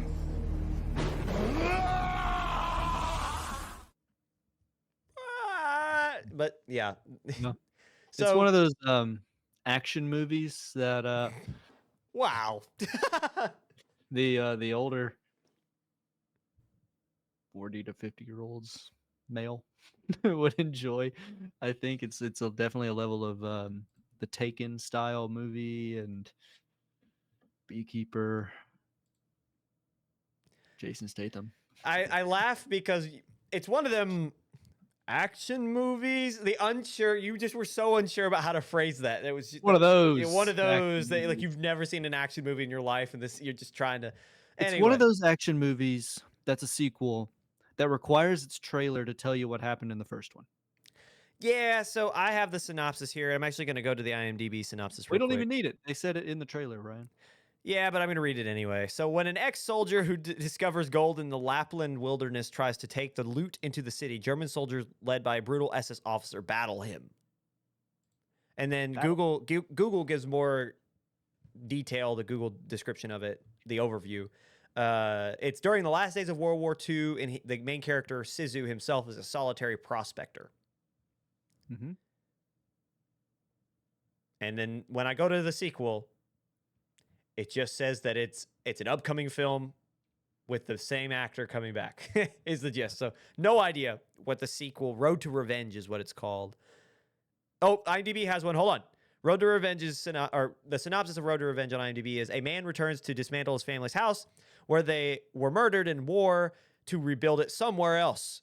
When the killer, a Red Army commander, tracks him down, a brutal cross-country pursuit happens. What a guy. The Nazis in movie 1 and now the Red Army in movie 2. He went from Russia or from Germany to Russia. Yeah. How did okay. You can't suspend my disbelief on this one. I've completely lost. Boo this movie. Hit the soundtrack. Stephen Lang. Hit it. But- Boo. No boos. Unfortunately. There it is. Yeah. Boo. My belief cannot be suspended. I can't do this.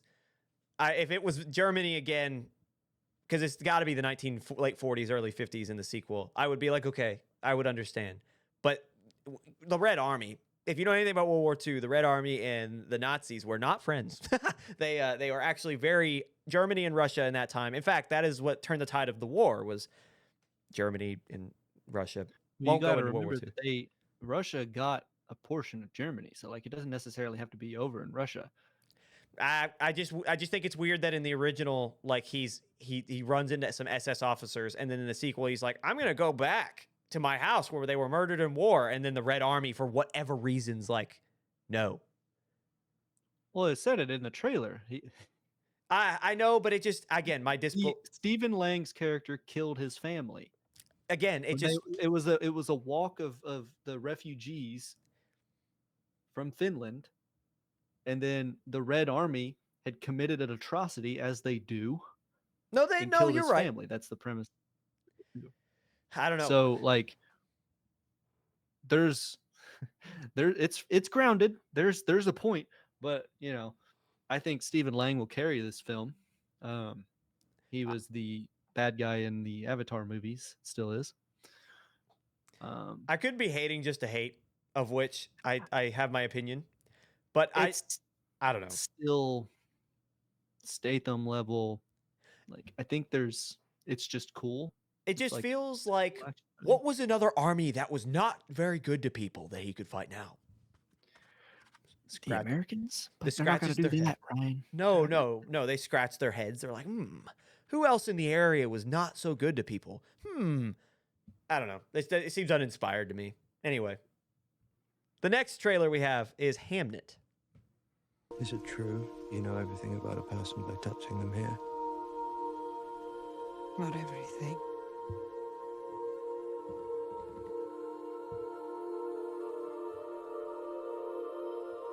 You touched me here. What did you see? I saw a landscape. Saw a landscape. Spaces. Caves. Tunnels and oceans. Undiscovered countries. Will you be brave? Yes. Will you be brave? Deep, dark, black void. No idea. Well, Brian? I can tell you. I can fill you in. It seems very. I even did the trailer. Yeah, so that is, in fact, for our audio listeners, it's Paul Mescal and Jesse Buckley in it's a more of a romance, but it's whimsical. It's a little bit in the fantastic. It's definitely a tragedy because the story follows This Agnes. doesn't ruin it, y'all. Yeah. The story of Agnes, the wife of William Shakespeare, as she struggles to come to terms with the loss of her only son, Hamnet, a human and heart-stopping story as the backdrop to the creation of Shakespeare's most famous play, Hamlet. So this is I guess, I don't even know what the accurate description for this story could be, like, in terms of, like, does it fit? It can't be a biopic, right? So it's like, the idea of like what inspired Shakespeare, they're taking a more fantastical route to say this is what inspired the creation of Hamlet. So Paul Mescal is William Shakespeare, and you see him, and I would assume and could only assume that the imagery you see, because in some of this stuff you see like shadows growing, like in, I don't know, like threatening ways. You see like a door in a forest of just pitch black.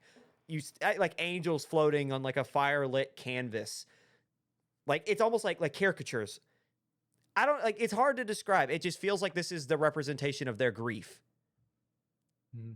So it's produced by Steven Spielberg. So I'll be there. I will not. I'll be there. I was not captivated, even though it didn't necessarily. Emily loves Paul Mescal. Paul Mescal's good. That's a solid choice. I think I'm supposed to scream that. She's going for just Paul. I don't know. I have never heard of the backstory behind why Shakespeare wrote Hamlet. I would be intrigued. That'll be where I lay, is like, I wonder how close to like the accurate history will they go. I love the idea of like, again, that those visuals that you see, it like the threatening shadows growing in the dark doors, and there at one point you saw Mescal holding a baby over a cave in the woods, and I the metaphors and the just what you could write visually with that, I'm really intrigued how that grief represents physically. I feel like this is a creative writer's dream, and something that could have been an email for me. Also could be true, but I like that kind of thing. And I think that's all we have to say about that. So our last one is for the comedy, Is This Thing On? Tell a joke. I think I'm getting a divorce.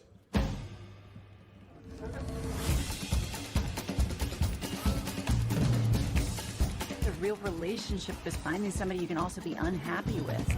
Somebody who has your back. You stopped having each other's backs. So what? You like you tell jokes? Well, I mean, I try. It's more like kind of funny stories from my life. And oh, honey, I had no idea your life was this bad. Yeah, what's funny about your life? This is why she threw you out.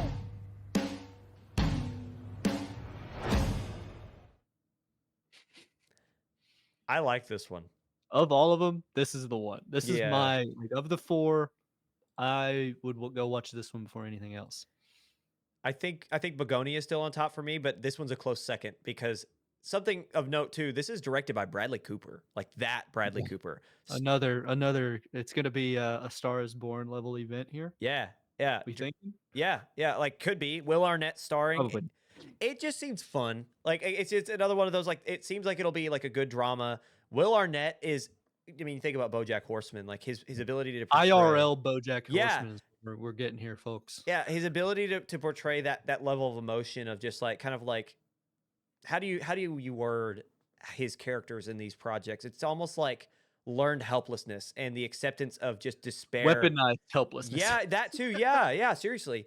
And he does a very good job of like when he's being comedic, like anytime I think Will Arnett, I think of the Lego Batman movie, right? Like he could be so funny. And so the idea of like, yes, weaponized ignorance and weaponized helplessness, but also just that accepted nature of just life's just not going to get better. And for this guy, his wife's gone and he's just telling jokes and no one gets it. And so some of them got it. They laughed. Yeah, haha. But I'm talking about his family. Like he's like, Oh, he's well, like, yeah, I it's tell the jokes. generic parent reaction to they don't get their son and what he's going through. The line of "That's why she threw you out" is crazy. Yeah, that's just that's generic, like parents though, right? Like that's like not all parents, Vanilla. but like that is the. I feel like this is definitely a trope we've seen in other movies, but like that's what makes it funny is the mom doing that to him. Yeah. I didn't think your So life was that bad. just showing how disconnected it is. Like I guarantee you that comes like towards the middle, if of the movie, where we've just seen him go through so much pain, and you Yeah. just have mom just like, I didn't realize it was that bad. You're And, like, overreacting. that's what makes it so much funnier. And I know my mom will laugh at that scene. Yeah, dare I say, we're getting to that time of year where people start talking Oscars. Do you think, because this releases in November, if I remember correctly, October 10th. October 10th. Yeah. Is this something that we might see later as Will Arnett and Bradley Cooper being talked about in Oscar season? I don't think so. I think Begonia has a better chance to be in the running for Oscars. I'm not sure if this is going to be that level. I don't strictly mean Best Picture or Best Actor. I just mean over in any category. Like, do we think that these, and that's why I add Bradley Cooper in there, as in like, do we think that that specifically is this thing on? Because it just has like, when you watch like a movie that's like up for the Oscars, they have like a feel. You're like, yeah, I could see that the Academy would like this. This feels like that for me for some reason. I don't think so. You don't think so? And I've no grounds to make that opinion whatsoever. I don't think so. Yeah, you might be right. I don't know why it gives me that vibe. I'm not saying that I have no prior knowledge or know nothing to stand on. It just seems like one. Any final thoughts on, is this thing on? Is this thing on? I'm saying everything into the mic. Yeah. Oh, no. I didn't think your life was that bad. Jake, you're going through that moment in real time. It's that bad, Ryan. It is. I think it's a good point to move on. Another clippable moment. What you I have to do a podcast with this guy. What you should know before you go, our last segment before we head out, we'll run through. We've got 1, 2, 3, 4, 5, 6, 7 quick storylines to read to you, and then we will let you guys go. So, starting off, Guillermo del Toro's Frankenstein adaptation gets a staggering 15-minute standing O while premiering at the Venice Film Festival. Director Alex Garland flew to Japan with his 160-page script after getting approval from A24 for his Elden Ring adaptation to get permission to make the film from game creator Hidetaka Miyazaki. Lionsgate reportedly is offering a viewing of The Long Walk, which is more than just offering, it is happening in real time, and we'll talk about it in a second, that forces watchers to walk at least 3 miles per hour for the duration of the film or be escorted out of the screening. A K-pop Demon Hunter sequel is reportedly in the works at Netflix. We have a Star Wars Starfighter first images leak, as well as production is beginning, and the full cast has been revealed, including Amy Adams and Aaron Pierre. Ridley Scott has reportedly begun writing Gladiator 3, and finally, a new report has followed the rumor of bad blood, and that's quotes, between Ryan Reynolds and Robert Downey Jr. on the set of Doomsday, in which the two have zero beef, and that they have never even met. And that somewhere in there's a poorly timed joke. But they don't meet. And then all of a sudden there's rumors that Deadpool won't even be in the next Avengers saga. So take that as you will, internet. Take that as you will. Jake, what catches your eye? First of all, The Long Walk. I saw a creator on TikTok do the challenge, or it's not a challenge, but like he didn't go to the screening, but he did what the screening was. He walked on a treadmill for 1 hour and 48 minutes, I think is how long the movie is. A treadmill that does actually track his miles per hour. And I think it ended up being 12,000-ish steps and about 5 miles. Wow. Which put into perspective of what The Long Walk is, it's several days. And he was saying that like he regretted it. He hated like towards the end of it. He he did not like doing it, and that was just an hour and 48 minutes. So I think that them doing this is a great publicity stunt, but also if you were there and actively doing it, it really puts it into perspective that you only did that for an hour and 48 minutes and you were hurting that bad. Yeah. He was saying like even his back was cramping. And so I was like, wow, that actually, like, because for me, I was like, oh, an hour 48 minutes of just walking, like that doesn't sound like crazy bad. But now that I'm thinking about it and I'm trusting a creator online, um, I'm like, well, when have I walked for an hour and 48 minutes straight? And I used to work in a warehouse, and like I would be walking that much, and my feet ached until I was used to it. Yeah. But the back would yeah, he's completely right though. Like those were the symptoms that I had after work. It's just my back didn't feel good, my feet were numb. um so but that was like an 8-hour job that I did every single week, so it was a little bit more tolerable. Yeah. This is like people going to a screening and walking on a treadmill at 3 miles an hour. Like this isn't leisurely or just proactively walking around a warehouse. For me, this is a pace at which is not necessarily natural for a leisurely stroll, or even like you're just going on a walk to be healthy. This is like walking with purpose, not necessarily a haphazard jog or Yeah. anything like that. Like you are not speed walking, but you're going. You're going. So Yeah. It's one of those uh, things you wouldn't think would be a lot until you do it. yeah, I think so. And then secondarily, at the end, he was like, I really have to pee. And so to put it in perspective, it's like you're not allowed to stop. And so these guys went on for days. How are they doing that? How we're not even talking about number 2. You letting it rip, brother. You just like that's got to be it, right? Like, yeah. And toilet paper? Oh, I don't even want to get in there. Yeah. You better pray there's a tree that's close to the road. We're talking about that like that's the worst part of the thing, when in reality, if you stop, you die. Yeah. that's probably the worst of it. With excrement running down your leg. Yeah. What else is interested in you, Jake? Starfighter piques my attention once again. Amy Adams, awesome. Aaron Pierre, you said, awesome. Like I can't wait for this one. All the Drive memes are gonna come back. Also, we didn't mention it, but the cinematographer for F1 and Tron Legacy and another one that was Maverick, Top Gun Maverick. Yeah. So you know that this starfighter centered movie is going to be peak just because of the prior films that the cinematographer was on, because those were peak in terms of like the driving and vehicle experience. And so I think that's a great call.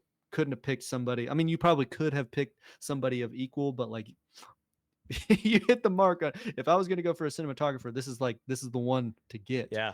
This type of movie, and I hope that it is this type of movie. I don't know a whole lot more about just the name and kind of what they're going for. So I believe it follows a pilot played by Gosling. But yes, I'm super excited for that. Super excited for that one. There was with Elden Ring, there was talks of like Hidetaka possibly doing the direction of the movie, but I think he gave it back to Garland. Is that correct? So from what I understood, and there's something that I didn't even write in here that I meant to, is it's actually a 200-page script, but 40 pages of it are descriptors. So the narrative is 160 page, but it came in at 200 with the overall world building. And apparently once Garland, I think he showed some clips from the game and he described it to an exec at A24. They were like, heck yeah, but they didn't say that. They were very emphatic. They were very happy about it. And so when they approached Miyazaki about it, who's the creator of the Elden Ring game itself, they were like, do you want to direct it? They gave him that option because like he is the guy, the creative engine behind the whole thing. And he was just like, nah. So he gave them their blessing, but they did offer it to him just in case he did want to do it. Because I think it was like they didn't want to insult him and they knew that he had the vision. Yeah. But yeah. I worry about like having him direct this because I know how Miyazaki can get. Uh, Death Stranding 2 or even Death Stranding 1 was kind of weird, and it's great. People love him for the way that he does it. It's just Elden Ring is different, right? And I hope that he would lean more into how he built that game and not get weird with it, because he's a goober. He's a goober. So sometimes he'll just like repost and edit on on TikTok. But I think it was wise, or if it was courteous to invite him to direct, but I prefer Garland. I think for this one, and that's just a personal preference. Gladiator 3. I made a joke to Ryan that it was so we're just gonna tell the same story the third time around. Got it. Yeah. Awesome. I don't know if that's actually what it's gonna be, but that's just me being harsh on the Gladiator prequel now. So I think it's about it. I don't really want to touch on Doomsday. I don't think there's much there of just boy drama. Yeah. He said. I'll say it again. Doomsday is just a stunt. I think it's publicity. I think Ryan Reynolds will be in it. I think Deadpool's in it. And I think that they're doing this to try to drum up attention to it because they know people think it's going to be trash. So they're like, and so that is the beginning and end of it, because now for them to go back and walk back that as soon as it came out, it was weird. And then Guillermo. Yeah. Guillermo. Yeah. They're saying that Frankenstein is an amalgamation of all of his successes into one. Like, which yes! Ryan is like ecstatic about that. Dude, if this were one of one Frankenstein adaptations coming out this year, I'd be like, oh, I mean, I'm there. It's just the only reason that I'm like apprehensive about it is because there's so much Frankenstein right now for no reason. Yeah. Well, give a list of Del Toro's like others in case audiences don't know. Yes. So of like all the successes that we're talking about here. So he has done. He did Pan's Labyrinth. He won Best Director of an he won Best Animated Film 2 or 3 years ago for his adaptation of Pinocchio. He won Best Picture for The Shape of Water. He did Pacific Rim. He did Hellboy back in the day with Ron Perlman. That was under his direction. Both of them, actually. Did he do... I think he did Nightmare Alley as well, which isn't one that's super well known, but it came out in 2021. He did... Hold on, I lost it. He did Crimson Peak. So this is a guy that's been around for a long time. But specifically, what garners my attention when you look at his filmography, it's Hellboy, Pacific Rim, Shape of Water. Pinocchio might be in my top 10 all-time favorite movies. It's one of those things where it's like, there's so many remakes and there's so many new adaptations. But when you go watch a film made by somebody who has so much love for an IP, who understands the character down to their core, who puts their own spin on it but doesn't betray everything, right? You go into Pinocchio and you're like, I know this. It just looks cool. Like the aesthetic of it, it's stop motion, very pretty. So you're like, okay, like I like the aesthetic, I'll turn it on, but I think I'll only like it for that. Yeah. I cried. I was actually welling up because it was so well done. It was so I just watch it, because if I could go into why, but it's one of those things like, Pinocchio, but you don't, not this way. So watch it because it's so brilliantly done. Ewan McGregor steals the show. He's a very B or C character in the film, but that's not true. He isn't just a B or C character, but like, you know what I mean when you watch it. He is Jiminy Cricket. I was gonna leave that as a surprise, but I felt like I just outright lied after I said it, so I walk it back. He is Jiminy Cricket, but he does such a good job as Jiminy Cricket that he gives like this whimsy to the character. Yeah. So please watch Guillermo del Toro's Pinocchio, but he's got so many others that like it's kind of hard to pick one that's just the best. Pan's Labyrinth I could watch every day. So yeah, watch Guillermo, watch all of his films. And then be excited for Frankenstein, because it's just, for this to be an amalgamation, I just think of the scene. Everyone's seen the scene on... And the standing ovation. Yeah. The fact that people were receiving it super well. The scene in Pan's Labyrinth where there's that creature with the eyes in its hand, just the visceral nature of that, you bring that in with some of the more fantastical elements of what Frankenstein is, down to the nitty-gritty drama of Frankenstein's monster. And like, because the thing is, Frankenstein's monster in Mary Shelley's original is super intelligent. It's not dumb like mainstream media makes it seem. If we get back to that and we add that Guillermo del Toro nature to it, we have and something. Oscar Isaacs. I don't know about Jacob Elordi. Fantastic. Oscar Isaacs He's gonna fantastic. sell it. Yeah. Okay. Yeah. No, I'm here. This might be one we have to watch. I think it might be one. Yeah. I love Guillermo del Toro. Anyway, go ahead, tell the audience how more about how much you love it. No, I'm kidding. We've held them for long enough. I feel like we've talked to you guys enough. So on that note, that is the end of our show. Thank you so much for being here. Thank you for watching. And on that, we will see you next week. Goodbye.